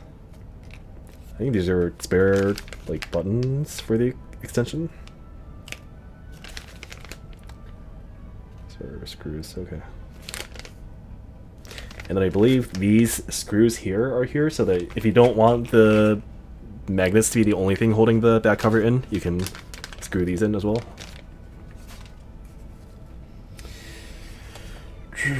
Okay, so here's the progress so far, okay? We found out that the button without the extension pops out fine. This button, the 30mm, with the extension pops out fine. This one is a little bitch and doesn't want to come out, so we're gonna get back at it.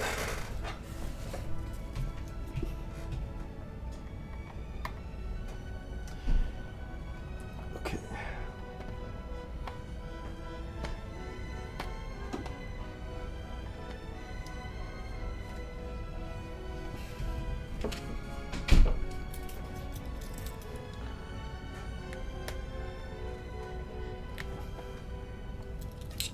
If I could like maybe twist this while applying 3 different directions of force at the same time, maybe that would be ideal.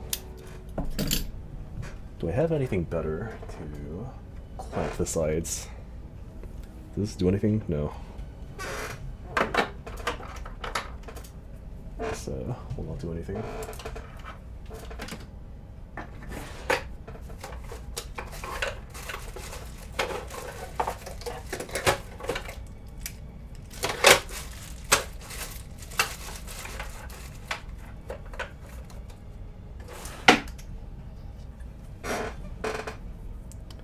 So, the like a SIM card slot tray thing maybe works better. No, I don't have enough of a grip.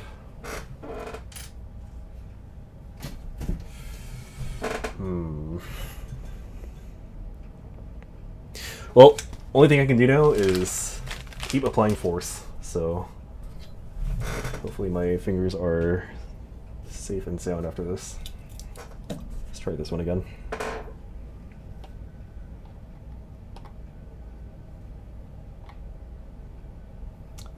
Don't damage anything else. I've already kind of made up in my mind that these side clips are going to be damaged to some extent. Maybe. I really feel like these are not the issue, but it's like something about this button, like this, the width of this is problematic.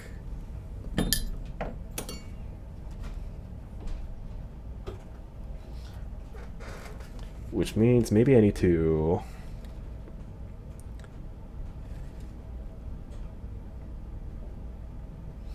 what?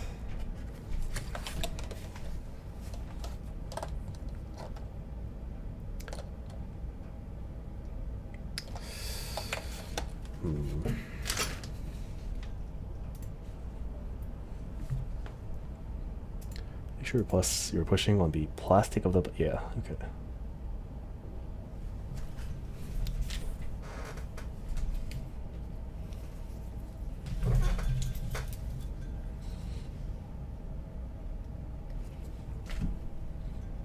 If I angle this like this, will it push in? Yes, it will. Okay, that's good. And if I angle this like this, will it push in? It do. Okay. So now I need to... hold on, I'm gonna be off cam for a sec, I think.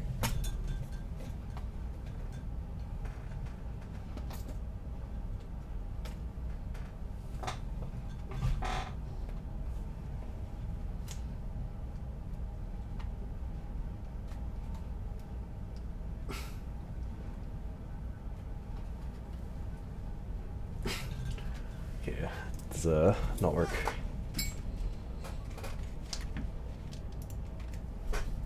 Does not work so far, that is.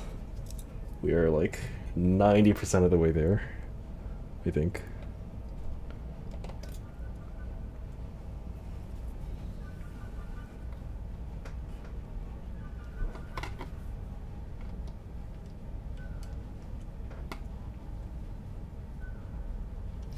Do I really just have to push harder?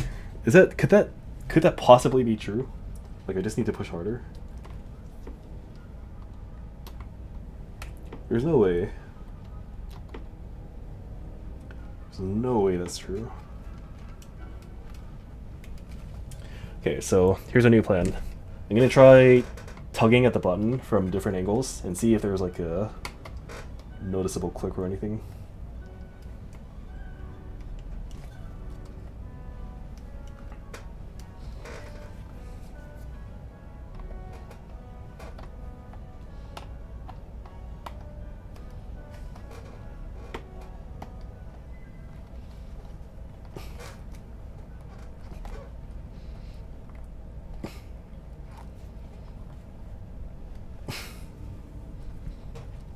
I hear no clicks, I think.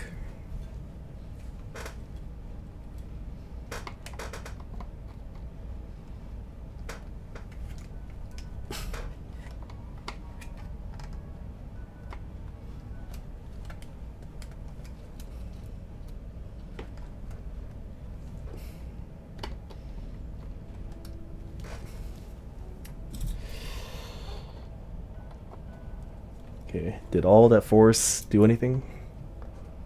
We're about to find out.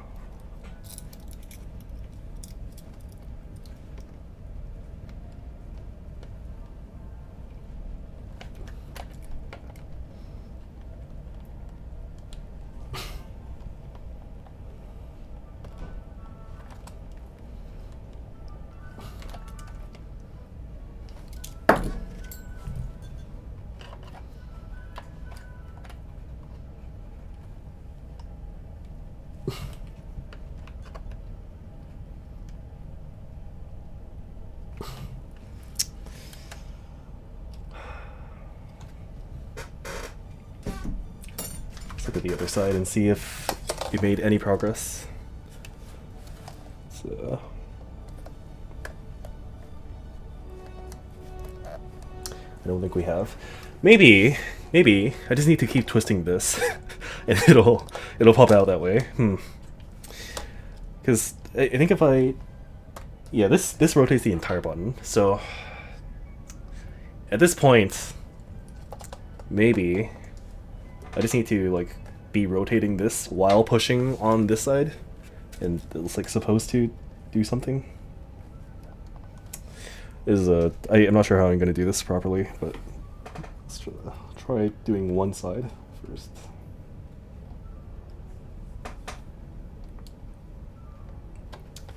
If I feel any give while doing this, that is a success. Okay, this feels so whack. I think I'm actually gonna break something if I do this. So let's abort that plan. But I think trying different angles is probably not a bad idea. Let's try this. I'm not sure if I can do this with my index fingers anymore. Maybe I can. Okay, I'll just bear through the pain. Let's go. Okay.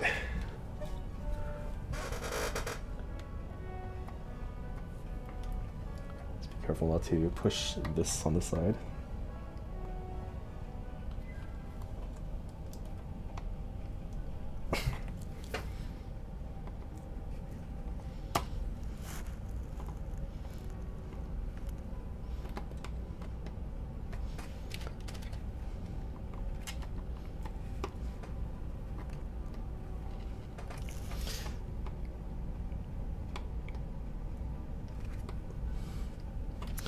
I feel like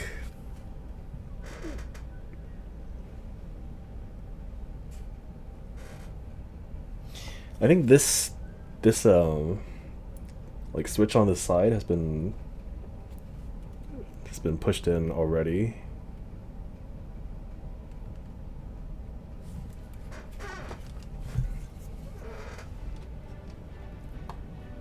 Okay, let's try a different angle.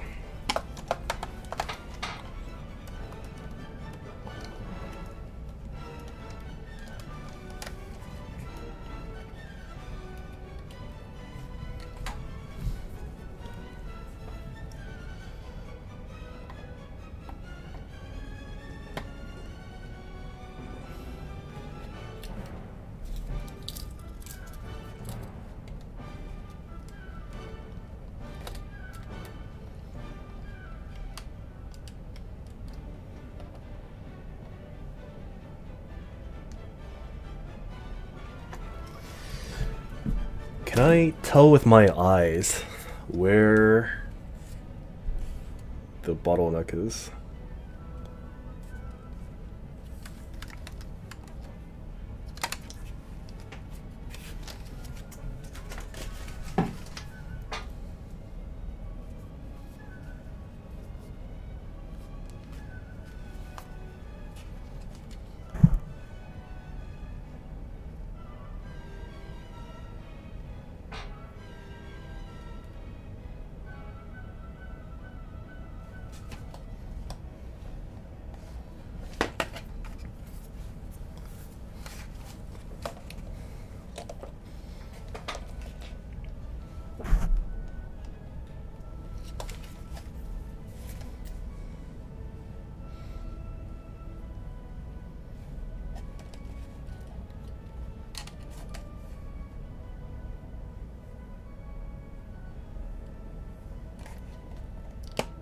Oh, did I do it?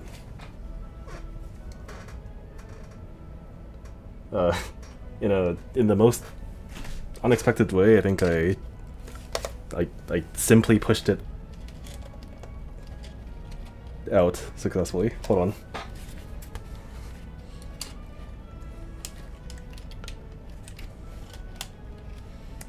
I think I... Wait.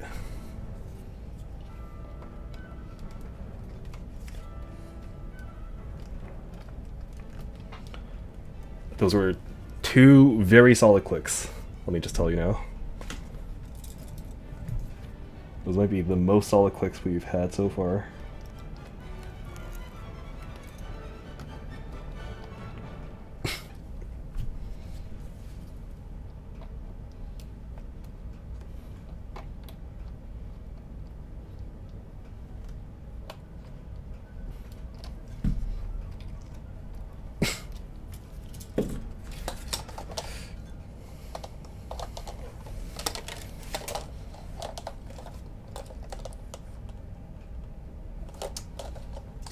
I really don't want to like tug at this from the top. I feel like that's a bad idea, but it feels so close.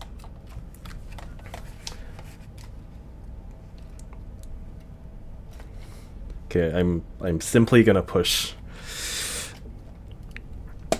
Oh, that's another very solid click. I'm not sure if you heard that. Okay, it's basically out. All we need to do. Oh wait, hold on, it's not over yet. But it's can you see this? Hold on. It's this here.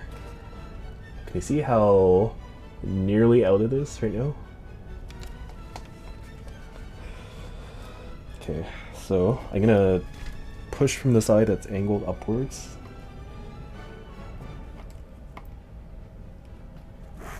Hold on.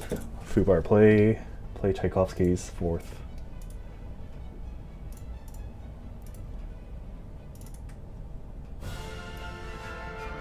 Alright, here's the music of victory.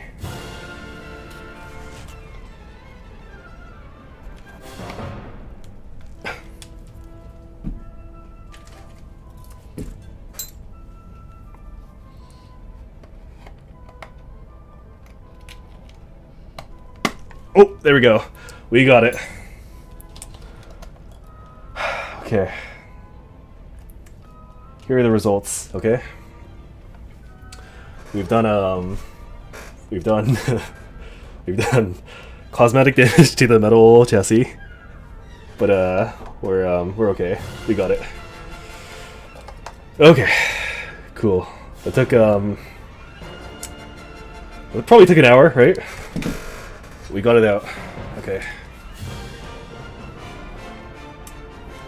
I'm a little bit sad about the very tiny scratches, but that's like not a big deal. Who cares about the inside? Okay. So now what we have to do is we need to take this out. No, hold on. Wait. I need to simply... Okay, hold on. Back to the... Can you see any reason as to why it was stuck?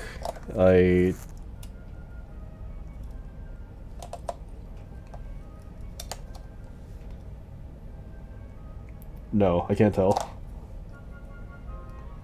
I think the...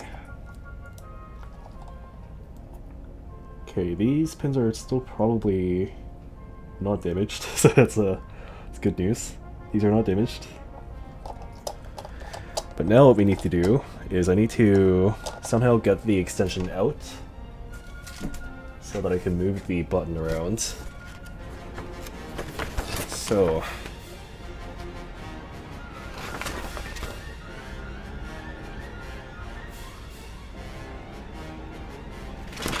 How do I get the extension off? Because I don't think I can, like...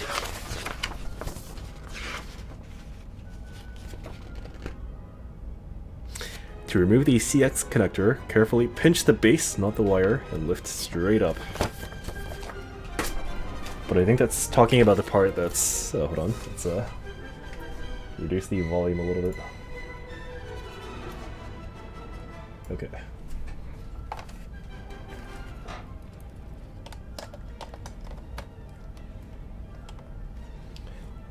Yeah, no, that's soldered on.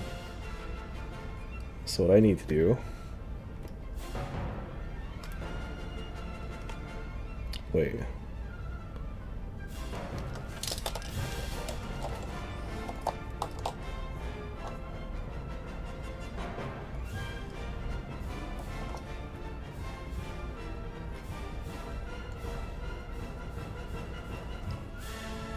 How do I move this around? The end of Overture is a proper music to play to claim victory. This piece has a special place in my heart. It was one of the last pieces I played while in a orchestra.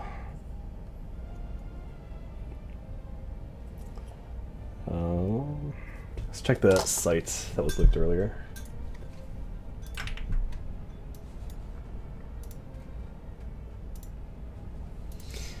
Okay. Parts and modularity.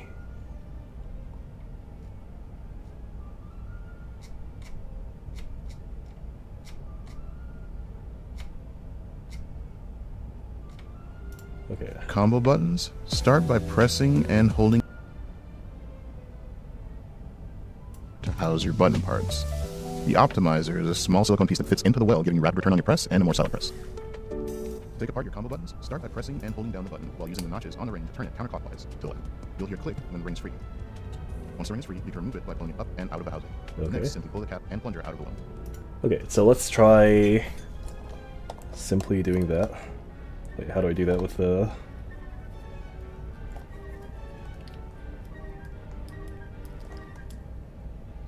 Okay, it's the top part. What did you play in orchestra? I played double bass and I played violin at different periods of time. Not in that order. I played. I was far better at violin than double bass. Not sure why I listed double bass first. But... Okay, I guess we just use our fingernail then. Our nearly non-existent fingernail. Oh, it's fine. Okay, I think we have progress. The strings are dope? Yeah, strings are dope. They're just exceedingly difficult to get a good sound on for beginners. So any school that is applied with strings tends to be an acoustical horror. Okay, so here's my desire, okay? I'd like to move this in its entirety to here. And I can't do that right now because this will not fit, obviously. So I need to remove the extension only and not the button. And I don't know if I can do that.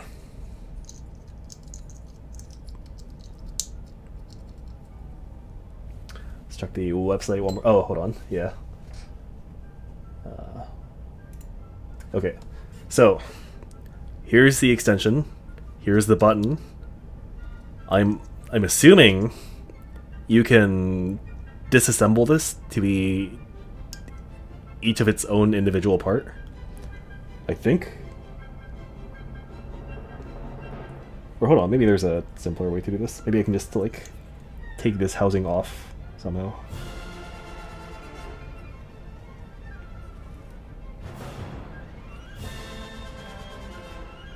No, but even if I do that, this wire is connected to...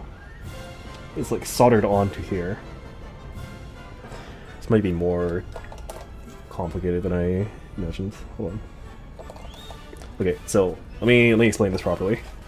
Okay, you see, this is the housing of the button. Okay. On the back side, this wire that connects to the extension. This camera's not going to focus, is it? Let me do something real quick. Launch G Hub.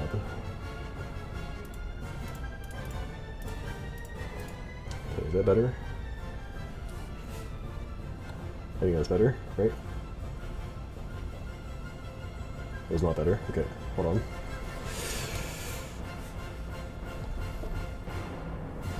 I think that's fine. Okay, so this part here is soldered on to this board, which means I can't just, even if I were able to like disassemble the housing, this wire is still going to be stuck here to this extension. And I think that might mean that I can't actually move this around as easily as I thought, if true. Which I should have known earlier, but I was too occupied trying to get the button out.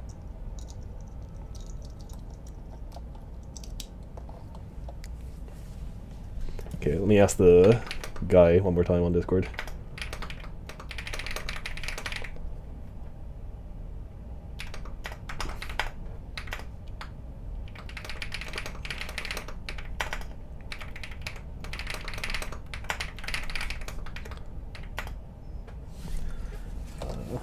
On PlayStation, this is the X button. Yeah, X button. Oh, it's not good. Hold on. Okay. Did it finally come out? Yes, it did. We are victorious for the time being.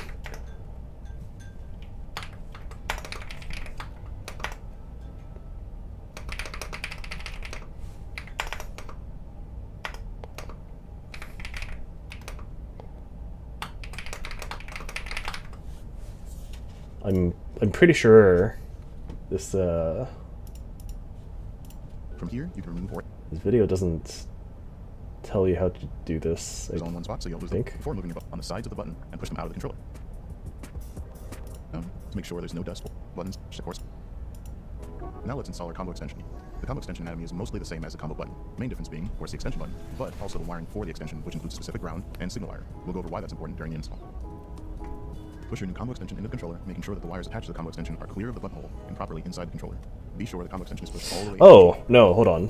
There's a much simpler solution that I somehow ignored, which is I can just detach the thing from the PCB. Okay, so yeah, that was a rather dumb. So X, this one was, what is this one? This is this is R3. So the wire that is attached to R3, oh, here, let me get rid of this. Okay. The one that is attached to R3 is, oh, it's the wrong way. Peak stream, thank you. It's probably the only stream in the world where you're going to see me struggle with a push button for an hour and a half. 2 hours actually? Hold on, is it 2 hours? Yeah, it's 2 hours. It's past 2 hours. Okay, so this one here, and I want to, here, let me actually use the tool that is meant for this. So please, oh wait, hold on. Do I do this way? Even if, no, hold on, I don't need to do that. I just need to,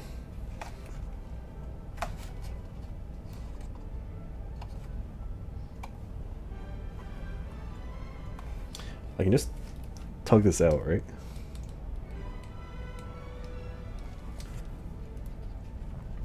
Can make a fire vid from this mod. I'll probably make something regarding this controller at some point.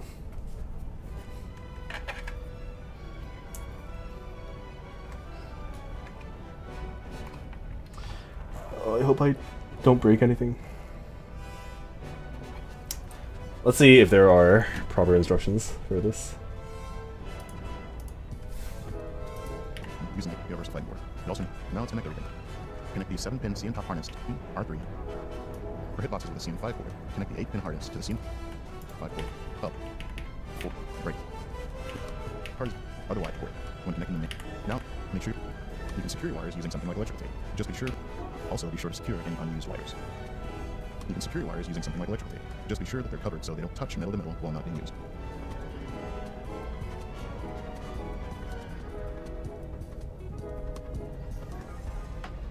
Now let's talk about the signal splitter. The signal splitter will allow you to link any button you like to your combo extension. That includes directions and other buttons. Remove the signal quick disconnect, not the ground wire, from the button you want to link. Now attach the signal quick disconnect to the signal splitter. Now attach the signal splitter to that button. Yeah, the other end. Now insert the signal splitter wire into the pinch terminal block. Then insert your combo extension wire into the corresponding side of the pinch terminal block.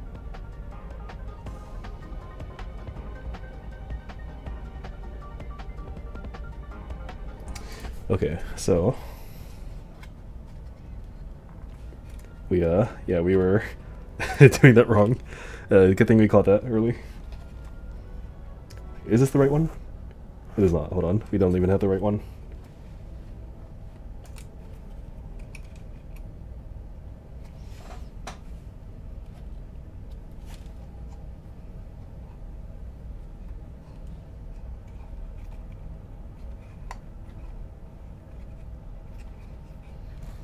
It's gonna be R3. So R3 is this one.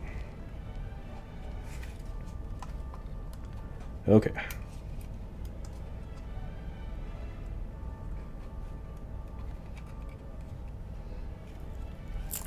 Now we undo this.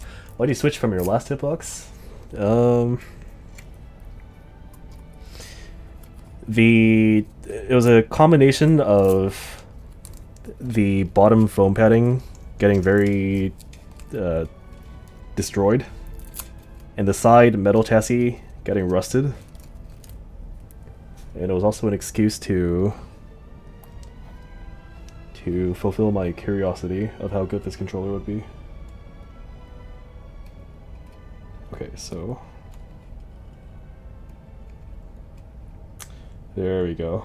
We're so good at this. Only took 2 hours. Okay. 2 hours for one button. Oh, here. Let me show you. 2 hours for this to get this out.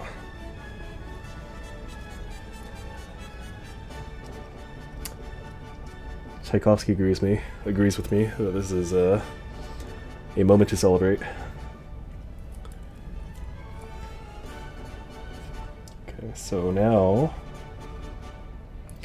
I need to get this button out, right? Yes, okay. That should be very easy, right? Should not take another 2 hours, right? Okay. Let's not damage anything else.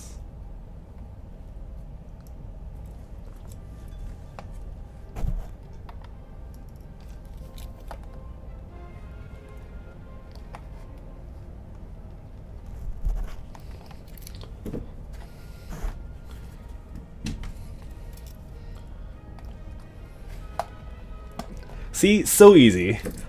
No effort at all, and it's out.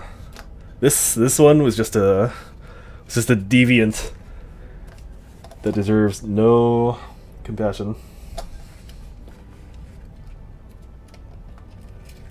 It's not my fingers, it was the button. It's not my fault. Okay, so let's get this out first.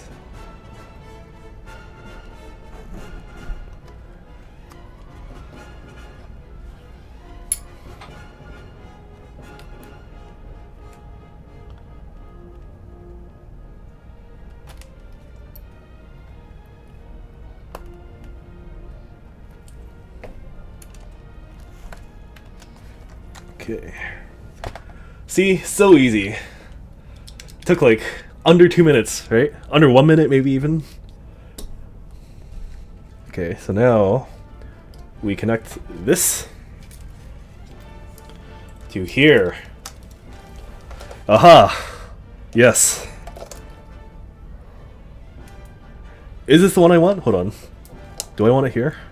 Yes, I do.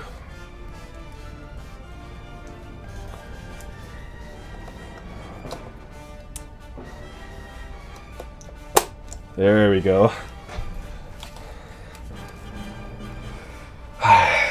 Okay. Okay. We're so close to Exerd. To greatness. Oh, sorry. My headphone is scratching against the mic.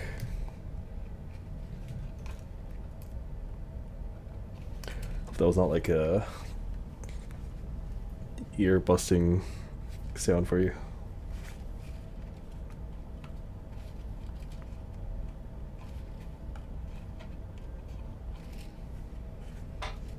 Okay.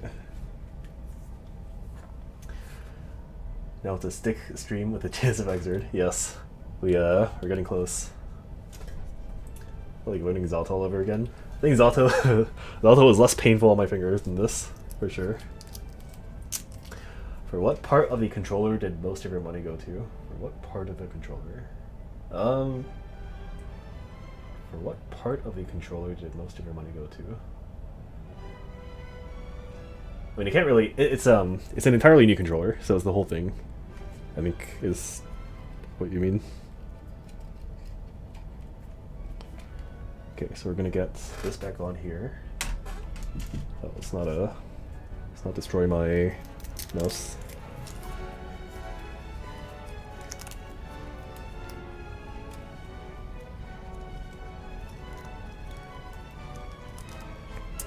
Man, who needs cable management, right? Do I need to do this? I need to do this.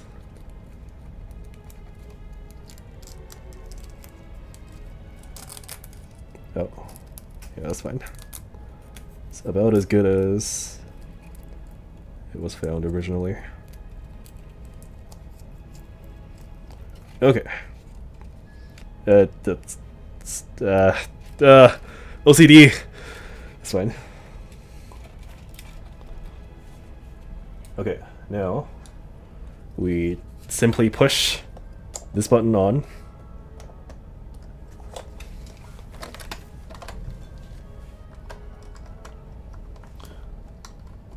As such. See? So easy. Wonder why most leverless don't use WSD layouts. So in theory, this is superior because the up button is accessible with your right hand. And so that's supposed to be really important for fighting game inputs. Now, personally, I don't really find that compelling because I don't really ever use my up button with my right hand. And in fact, when I used to use a lever, I initially looked for a mix box, and a mix box is arcade buttons on the right, and then arcade buttons on the left, and then just arrow keys on the right. That is a mix box, and I wanted to get one of those initially. And, I think I just pushed this back in, right? Yeah, I do.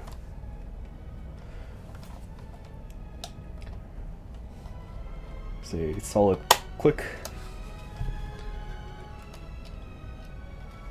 Push these in.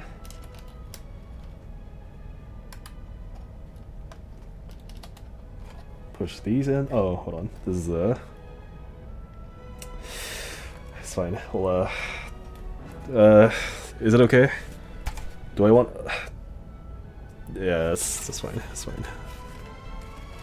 It's fine. No one looks at the inside of a controller.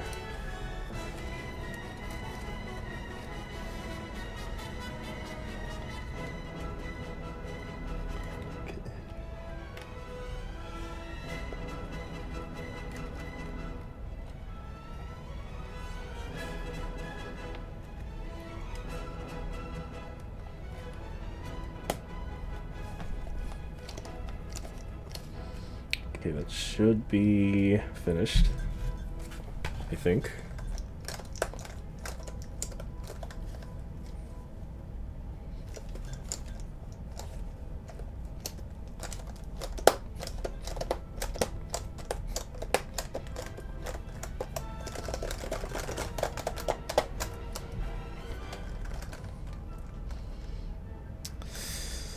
Okay.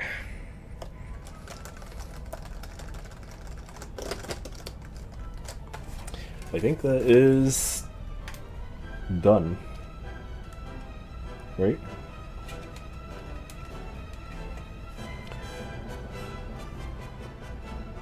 What was this for? Where'd this go? Was it here? Okay, I'm not gonna bother now. Let's put this back on. Oh, where is the top side? Does it matter?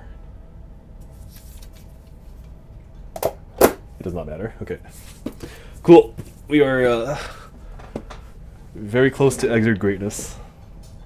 Okay.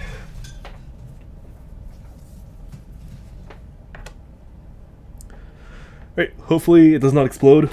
It did not explode.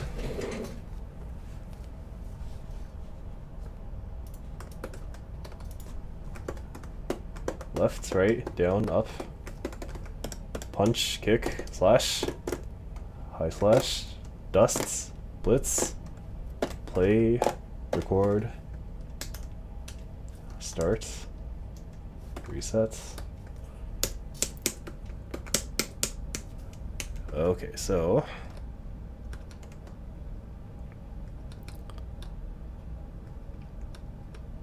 okay, we need to do one more thing. We need to rearrange the extensions so that I can actually use one of them for Xrd. Or I can use the important one for Xrd. This time we're not going to destroy our nails and use a tool. There we go. So easy. And now we're gonna move touchpad. Or we're gonna swap touchpad and hold on. Wait. Do I know what I'm doing? Yes. Wait. Hold on. I don't need this. So right now, it's this gave me. This is RS. This is LS. So I need this and touchpad swapped. I need LS and touchpad swapped.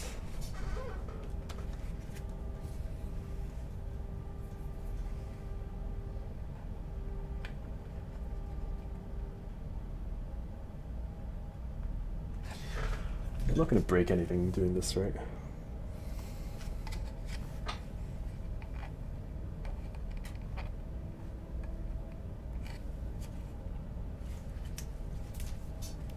It would be very sad if I, after all that, break something here. Let me look at the thing again one more time. So.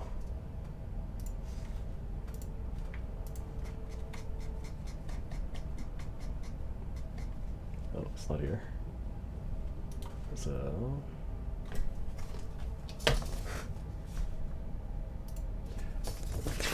In this booklet, I think.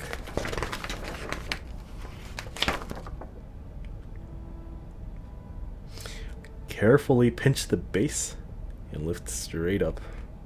Okay, well, we're gonna carefully pinch the base and lift straight up.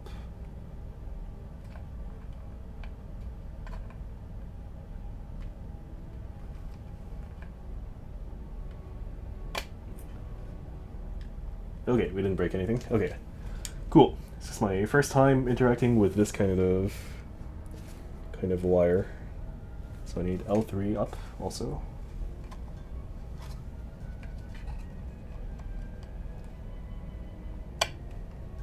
We're gonna put L3 on. You know what we could do? We could cheat and put this touchpad button onto left. So I can double tap and get backdash.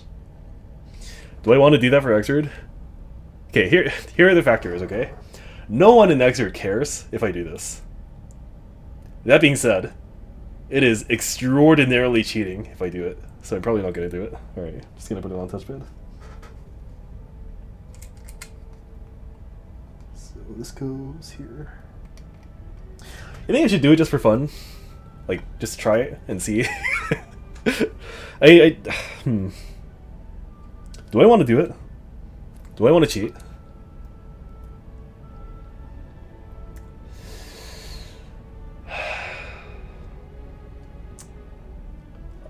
I'm gonna cheat. I'm gonna do it. Just fuck all these Xrd players, I guess. So we're gonna put this on left. No, hold on. I need this on. L3 was on. Yeah, okay. So I need to simply lift. Oh, just wait. Is this glued on? No. It's fine.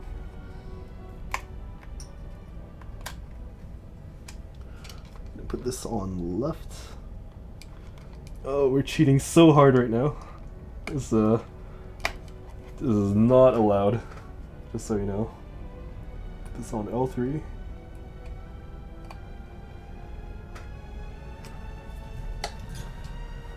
So, is it in all the way? I think it is. Alright, I'm gonna... disclaimer, I'm cheating, okay? I'm not playing fair Exerd right now. Just, sorry to all my opponents, but I am,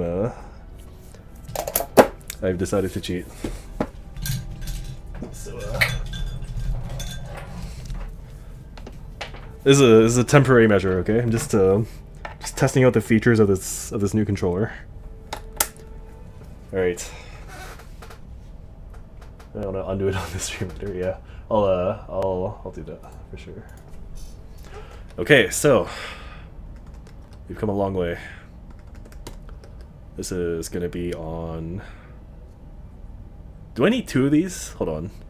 I need. Yeah. Okay, so I'll have RC here, and I'll have IK here, and now. You see this? This button here makes me go. Oh, here, let me show you the stream.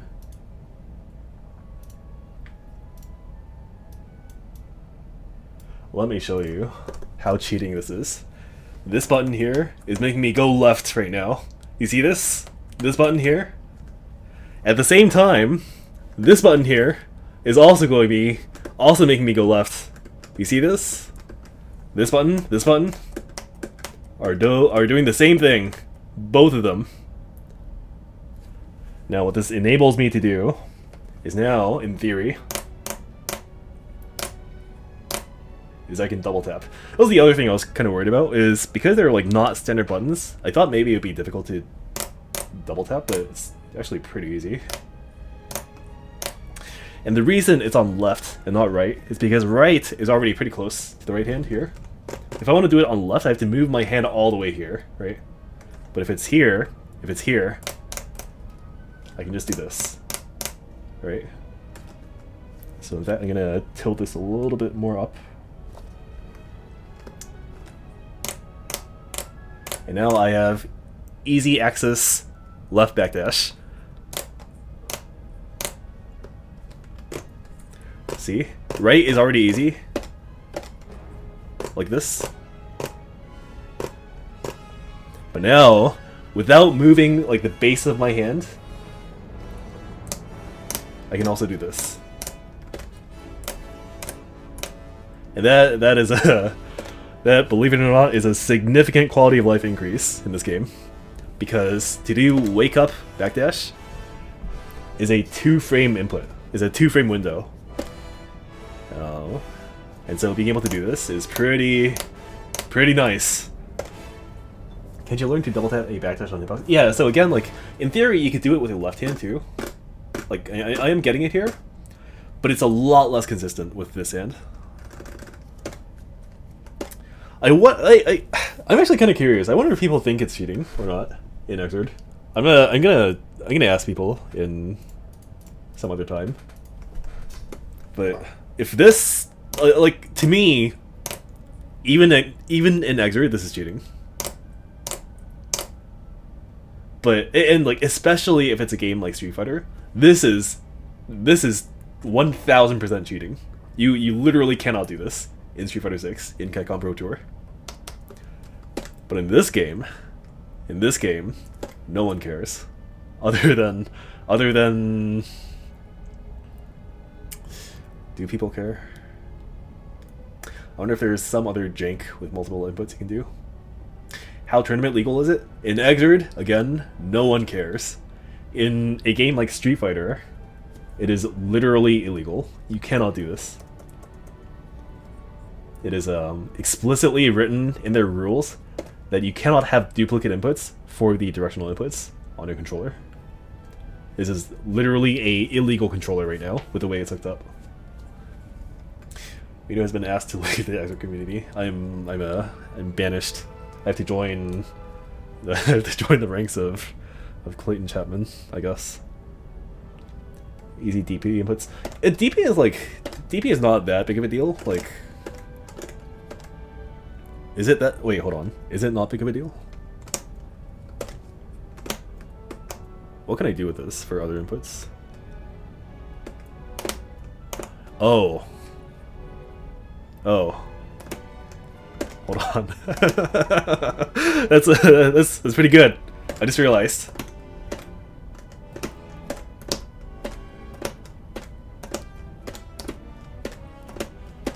Is it pretty good? Is it better than?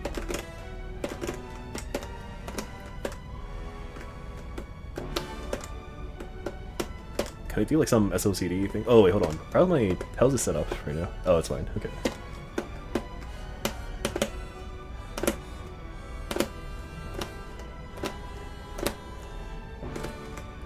I don't know if this is better in this game. Like in Street Fighter, what you can do is you can do this. You see these inputs on the here. See these. So I'm holding down right now, and let me make this camera this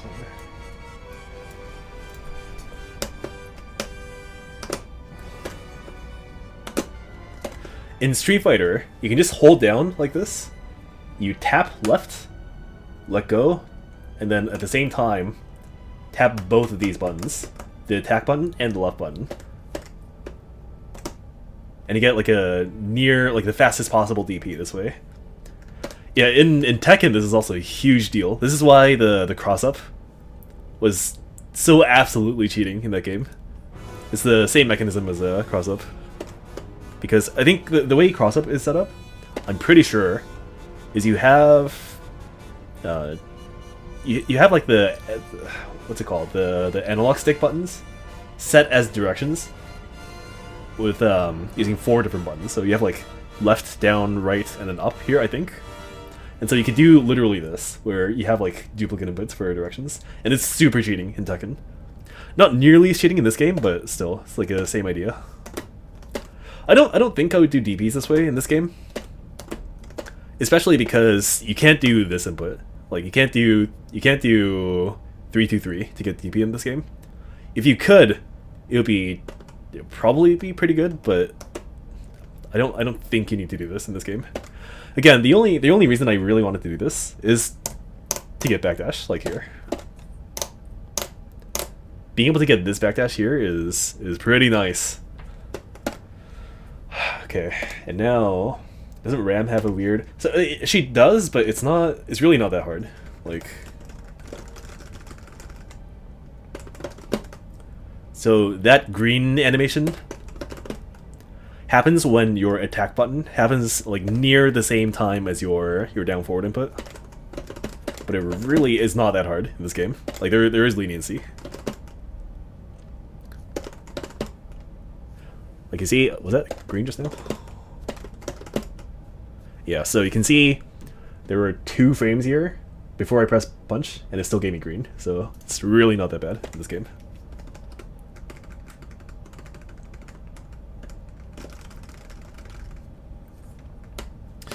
Okay, so this is actually so cheating. I can't believe I'm doing this right now. Can I cheat harder? Oh wait, hold on. I'm gonna what? Oh yeah. Let me just look at the thing here. Can I cheat harder? L1 up, down, left, right, L2, R2, XO square. No, I think that's the hardest I can cheat in this game. You can do quarter circle forward and then hold 3 and punch, and it'll still be green. Yeah. It's that window of leniency is pretty big in this game. Okay, now that we have all the stuff moved around properly, I'm just gonna try doing the stuff I normally do. So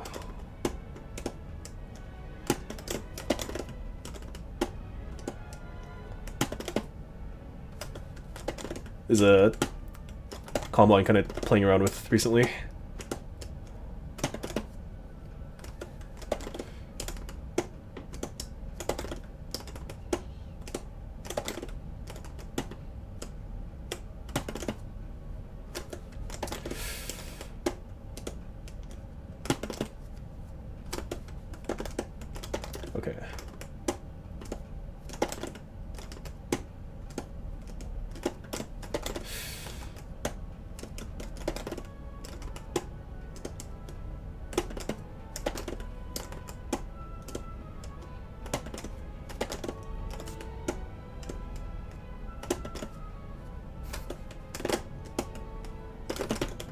Yeah, the only thing is you can't really get a better ender there, but this is like purely for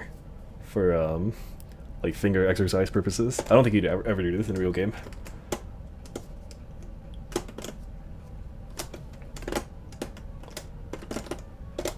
You could do that.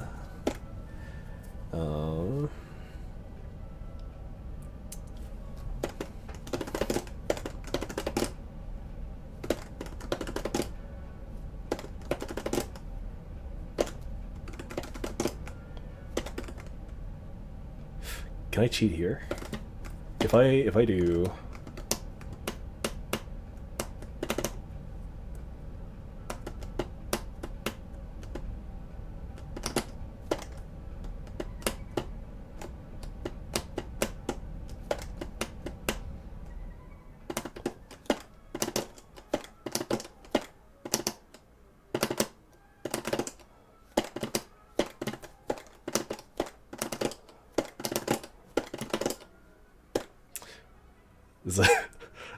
This might be cheating. Wait, hold on. How cheating is this?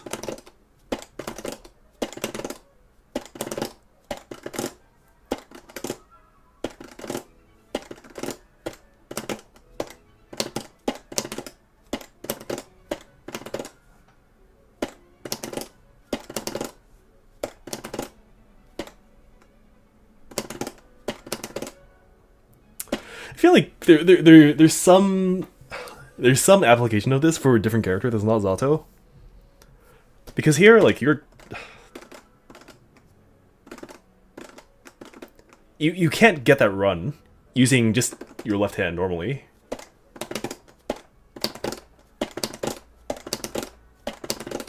Like, I need to practice it, but there's got to be like some application of this for a different character. It's like being able to do Run Flame with Soul, but imagine if Gun Flame input was 236 times 2. And so like normally it would be really hard to do.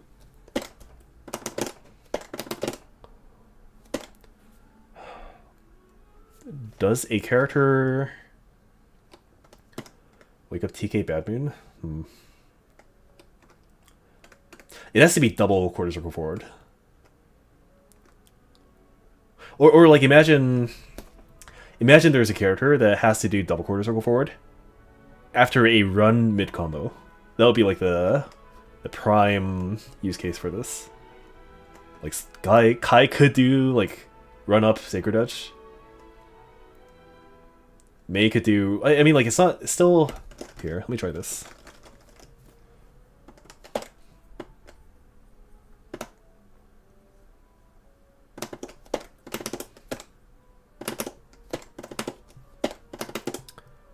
Like you see how I'm doing the run there?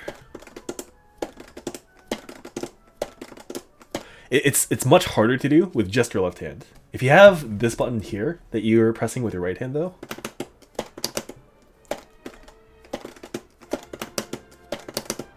it becomes a lot easier to do this little run before the super. I'm just wondering if there would be an application for this. Faust. TK Executor. Yeah, TK Executor. Slayer Drink. You know, no, they're all half circles.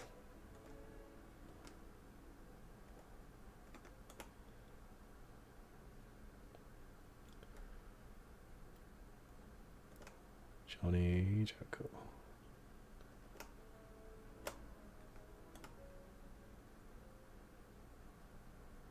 Let me try something real quick.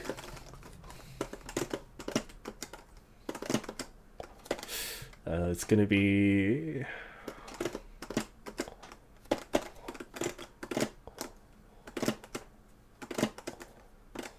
And then I do...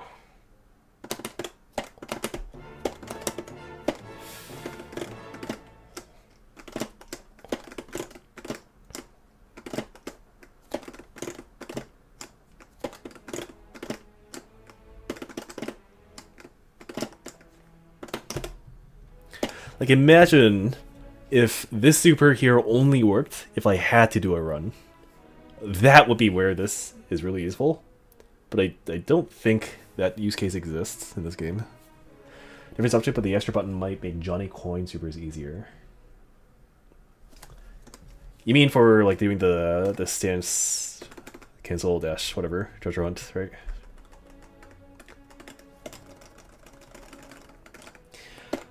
How easy is it to do 360s on that layout? So you just do... So the reason Hitbox is cheating for 360 is because you can do this. You do half circle input like this here. Let me make the camera bigger. You do half circle input, and then you can input both up, this button here, and the attack button at the same time. So you do this. You can see on the input window here, this up and the attack button have been pressed at the same time. And that's a lot easier on Hitbox than on stick or on lever. And so it is going to be easier than WSD also, because on keyboard you can't do this. Like you can't use your right hand to do both of these at the same time, right? Jacko, is it? Yeah, let me pull. Let me do this first. Hold on. Also, hello H2A. So this is STTH. And I want to do... So the input is half circle back, dash, and then forward into this, normally. Is it easier?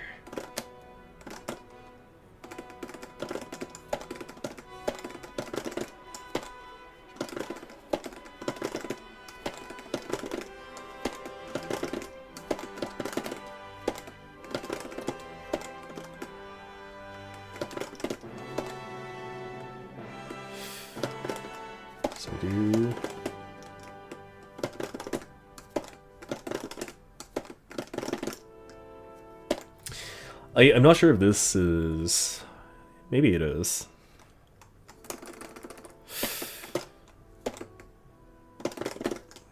Wait. Wait, hold on. Wait, hold on.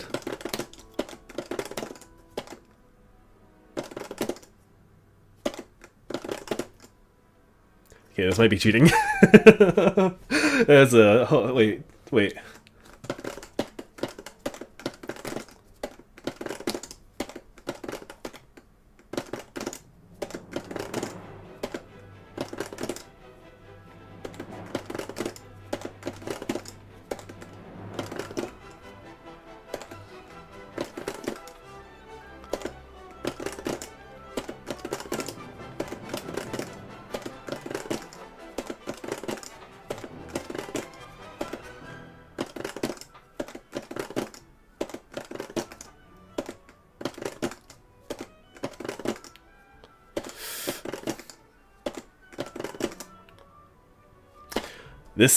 Okay, so this definitely is...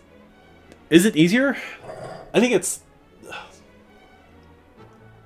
I think if your ring finger strength is not very, very consistent, or like strong enough to press the... So like it's not useful for me, because I don't really have any issue pressing this button multiple times with my ring finger.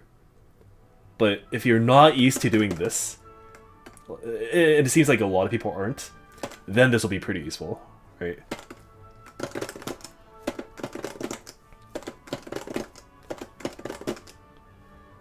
Because now you don't have to press this one last time to do the super input. You can just do it with your left hand, your right hand. What are the extra squares? These are combo extensions by Hitbox, and they are an open avenue for cheating. Let me show you something here. I need you to see this real quick. Let me show you the level of cheating that this controller enables. You see this shit here? So this is a board inside the controller that lets you rearrange these square button inputs to whatever you would like, including directions. Right now, I have this button here set to the left input, which is super illegal in most games that have like a pro circuit, like Street Fighter. You cannot do this. This controller right now, the way it's set up, is super 100% illegal. I'll see you around, Fittins. Thank you for bringing by. We're gonna continue to look at some extra cheating right now, but yeah, this button right now, you can see this button is giving me left in game, right? At the same time, this button is also giving me left right now. And so what I can do now, like the most practical application of this, for me in my case, is doing right hand backdashes like this. Normally, I can't do that unless I reach all the way to the left using my right hand. But that requires me to move the base of my hand, which is, like, it's not very optimal to do that. The way this is set up, I can just do this when I wake up. So now my wake up backdashes, in theory, are going to be incredibly consistent by doing this. And right side backdashes, like, it's not too big of a deal to just do this, right? But again, left is normally not possible. Let's try. Let me show 360 real quick. There we go. And you can do this with. It doesn't have to be like anything with extra buttons. If you just have these 4 buttons. Is it? Hold on. Is it punch? Yeah, it is. So the input is simply you do half circle, and then you press punch and up at the same time. And you can do this twice too. If you have to do a 720, like for Geef, you can do that too.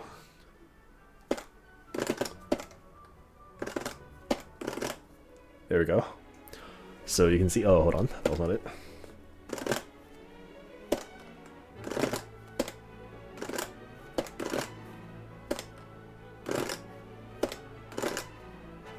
There we go. You see. Wait.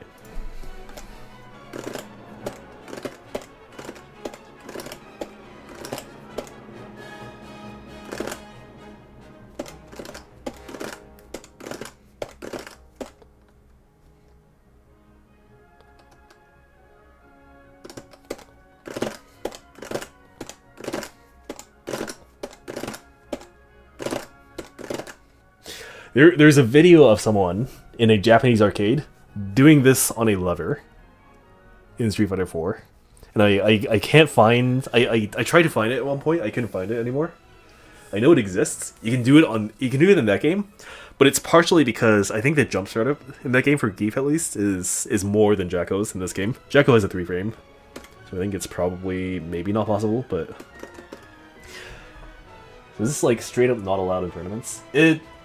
So if you're playing in Capcom Pro Tour, it is 100% illegal. You cannot do this. In Xrd, there are no such rules, and no one really cares.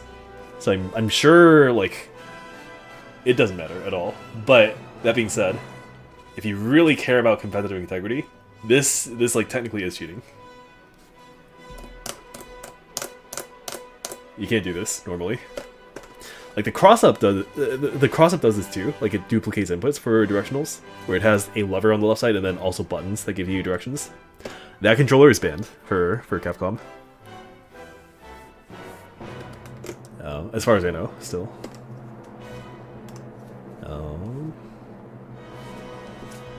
Okay, I was kind of worried about button feel because again, the only other the other button controller that I had issues with diagonals. I don't think I have that issue in this right now. Like, I'm sometimes not getting it right now, but that's because I'm doing it real quick.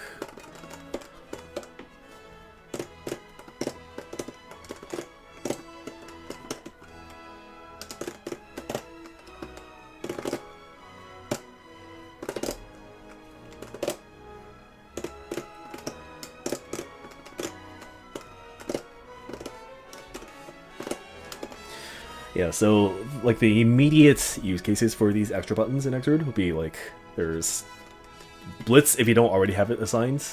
Like, you could put it on one of these square buttons. Right now I have it on RC, and IK. And this one is it's on left right now. I'm conflicted as to whether I actually want to use this for actual games, because it's like, again, it's super cheating. But I'll think about it a bit more, and maybe I'll use it. I don't know. For Zato, like, honestly, there's not that. Wait. If you duplicate a attack button, you could do like Carmine hold switch tech in this game, I think. Is that useful for Zato? If I have... I'm sure there's some way to do that. I don't think you can dupe 2 P buttons. With this you can. So you can assign, like right now, this left button is the exact same input as this. Like, it's not me assigning a different button to left or anything like that. It's just they are recognized as the exact same button. So if you, for example, here,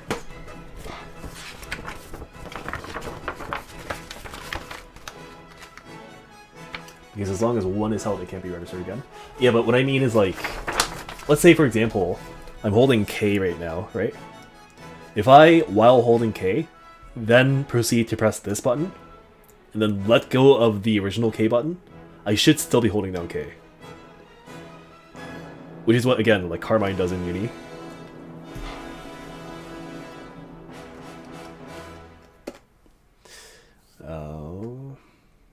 But I'm not sure if I'd have to think about how Zato uses it in this game, because it's not like there are no, he doesn't really have issues in this game where it's like, oh, I wish I was able to like transfer my button to a different button while like having something held down.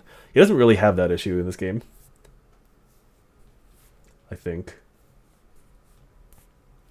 Like, here's the closest thing to that, which is, I think it was, what was it?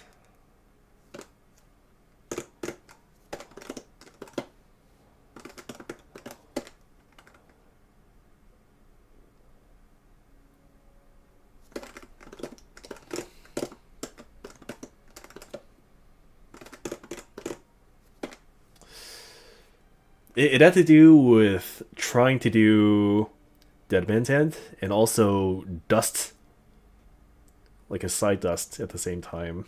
But again, I can't really think of that much right now. Was also something like having to do KH for blitz while S is held. Yeah, that could be a thing too. So you can do blitz, and as long as H is held.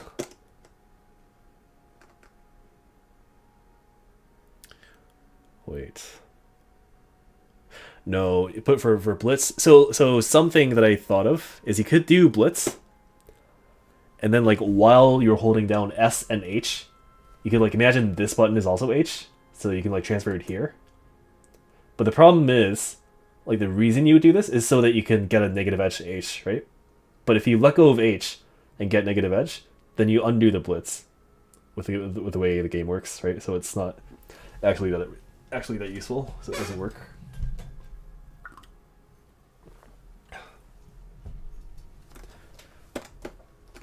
I'm not sure if I explained that correctly.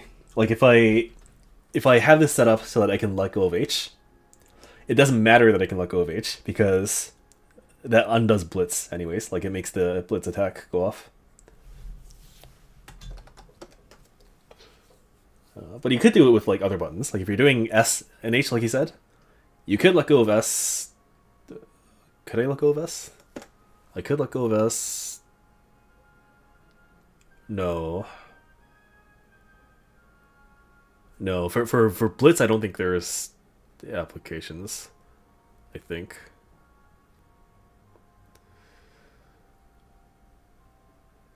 Yeah, the only way you would use this,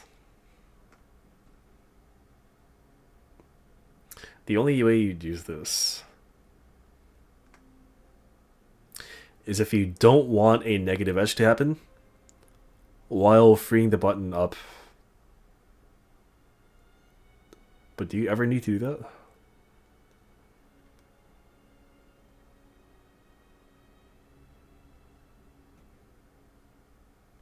I'll think about it a bit more later, but right now it's not too obvious to me how you could use it for Zato.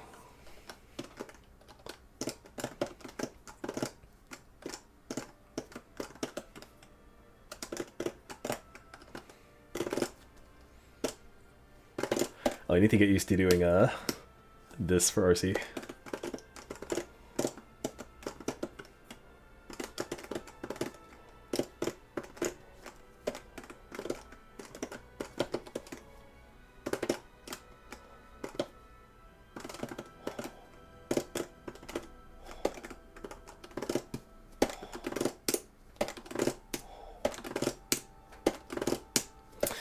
Honestly, I don't think I ever have issues misinputting RC, so I wonder how useful this actually is.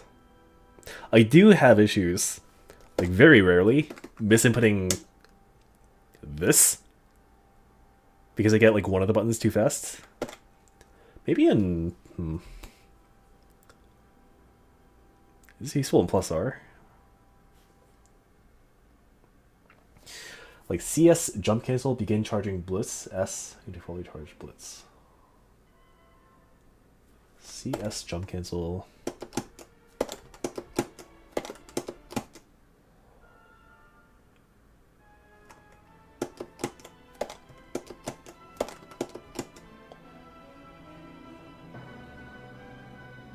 CS jump cancel. Oh, you mean just like one blitz while letting go of. But the thing with that is you can... Wait.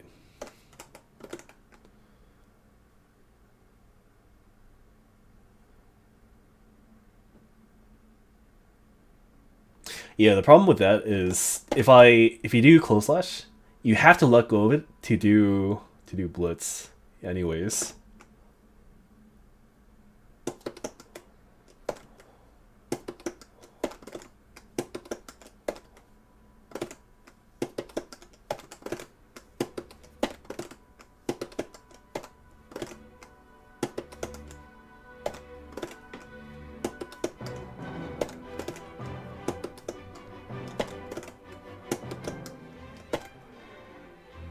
So if you keep holding S while you charge and release it over the as possible.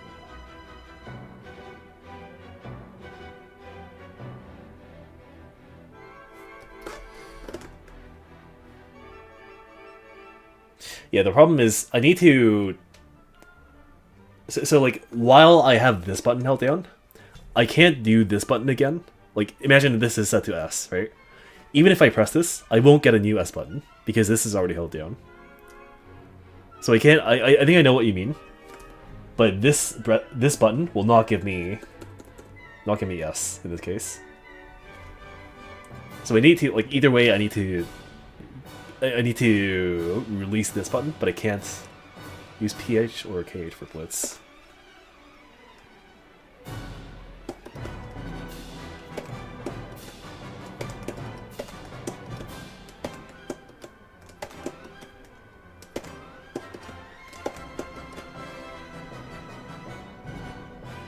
But in that case, you can do this without the extra button.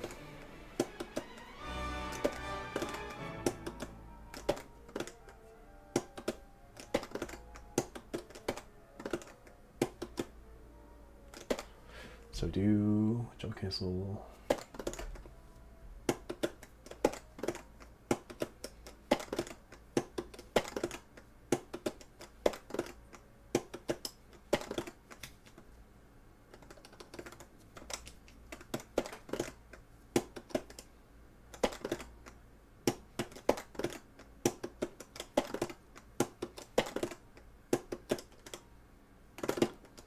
Like, you mean something like that, but that doesn't require an extra button.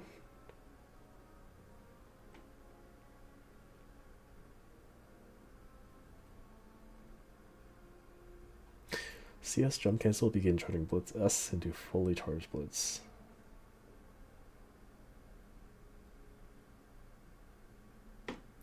Yeah, so for negative edge, I don't think it would help with negative edge, I think. Because no matter what, you need to let go of the button for it to do anything. And if you let go of the button, then you're doing negative edge, so it defeats the purpose. Yeah. What else can I do here? Can I? No. Maybe if you want to do CSP Blitz.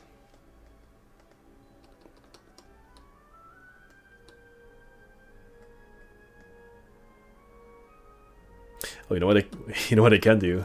Now I can set taunt while not giving up these buttons here.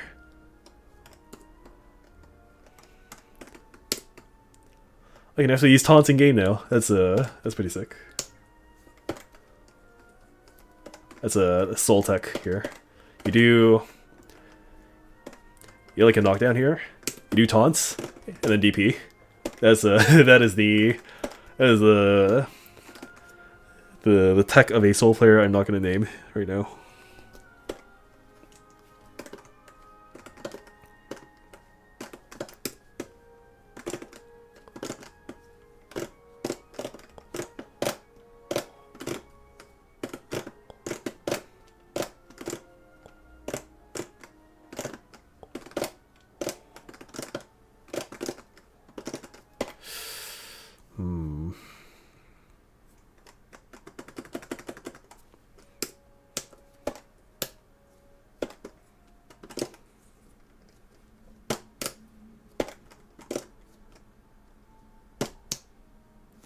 There's definitely value in having this macro, I think.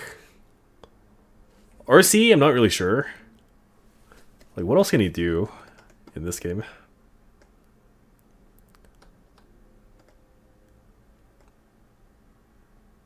You think Eno could do like a...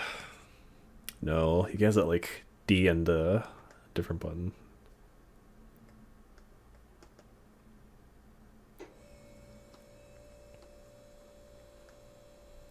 You know what? For now, I'm just going to test out the buttons themselves. See if there are any issues. And the best way to do that is to play actual games. Also, hold on. I think my... Yeah. Here, one sec.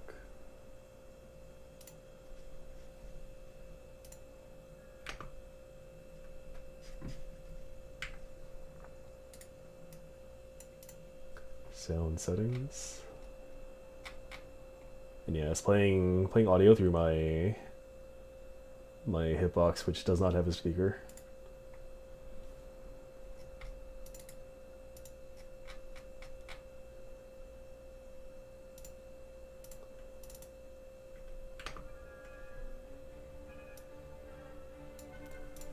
Okay. I saw a Rev 1 Zato CMV and they did TK Shadow Gallery off of 2-2S in the corner. Yeah, you can do that. So let me do this real quick. Who dares enter the land? Jump, jump, jump.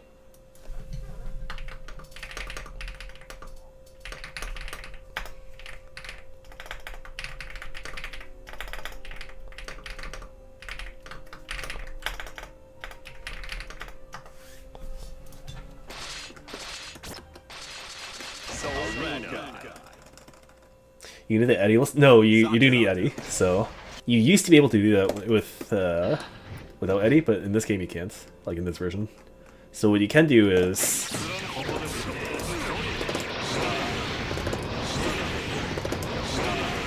this. And this is a lot better than doing the easier version, which is just doing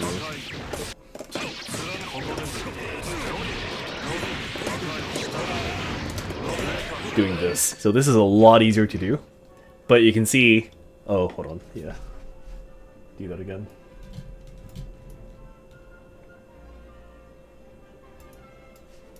So here's the good one.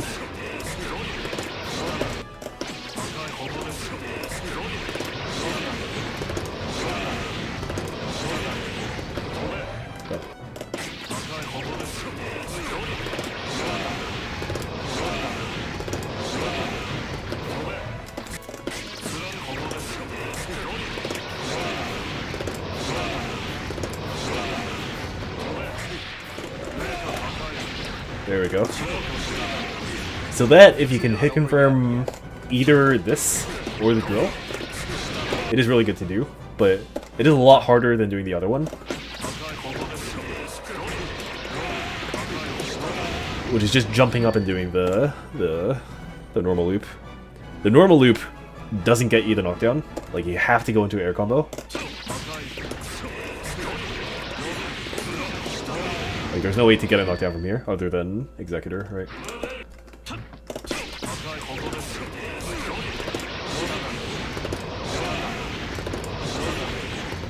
But this does let you get the knockdown, which is super good. It's just harder to do. Okay. Online.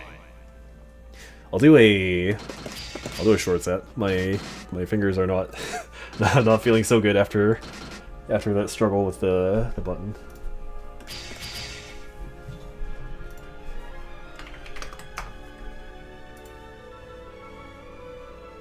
Do you have delay set to 3 frames? Yes, I do. So I do have Config. I have this to 3 for offline, so like including training mode. And then I also have... Oh, you can't see this? Here. Now you can see. So I also have... this mod here, setting my online delay to 3 also. So without this mod, you can't set delay online to more than 0, but this mod lets you do it. So it's like emulating offline PS4 as closely as possible. And if you want that mod, plus all the other useful mods that exist right now in game, it is, I'm pretty sure it's a mod pack on Twitch. Mod pack. Does that work? Yes, it does. I'll paste it into YouTube also. So this is a Dropbox that I update. And it has Wake Up Tool. It has that delay mod just now. It has the hitbox overlay that shows you all the frame data. And it has some other very nice stuff too, like, here, let me show you. Train. Who's out to enter the mayhem? So let go. Normally, this loading takes a lot longer, but as you saw just now, that loading time has been reduced very significantly. Same here if you want to switch characters. And it's done. Done loading.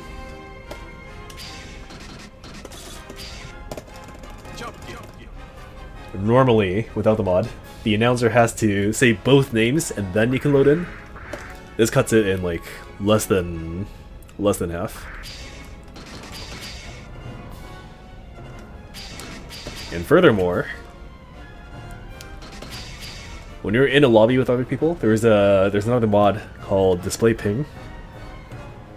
It will tell you exactly how much of a ping you have to other people. Like you can see the yellow numbers here. Like 94 milliseconds of ping to this person, 45 to this person, etc. And when you go into the lobby, it shows the ping to each individual person also, above their heads. Yeah, so the Dropbox has the downloads. It's pretty easy to install, and it is very exceptional.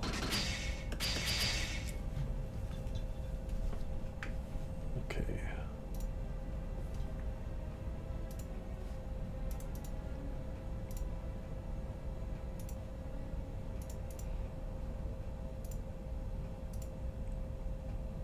Okay, you know what? I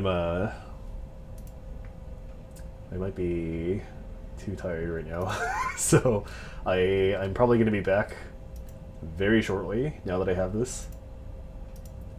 But right now I think I will have to leave for a bit.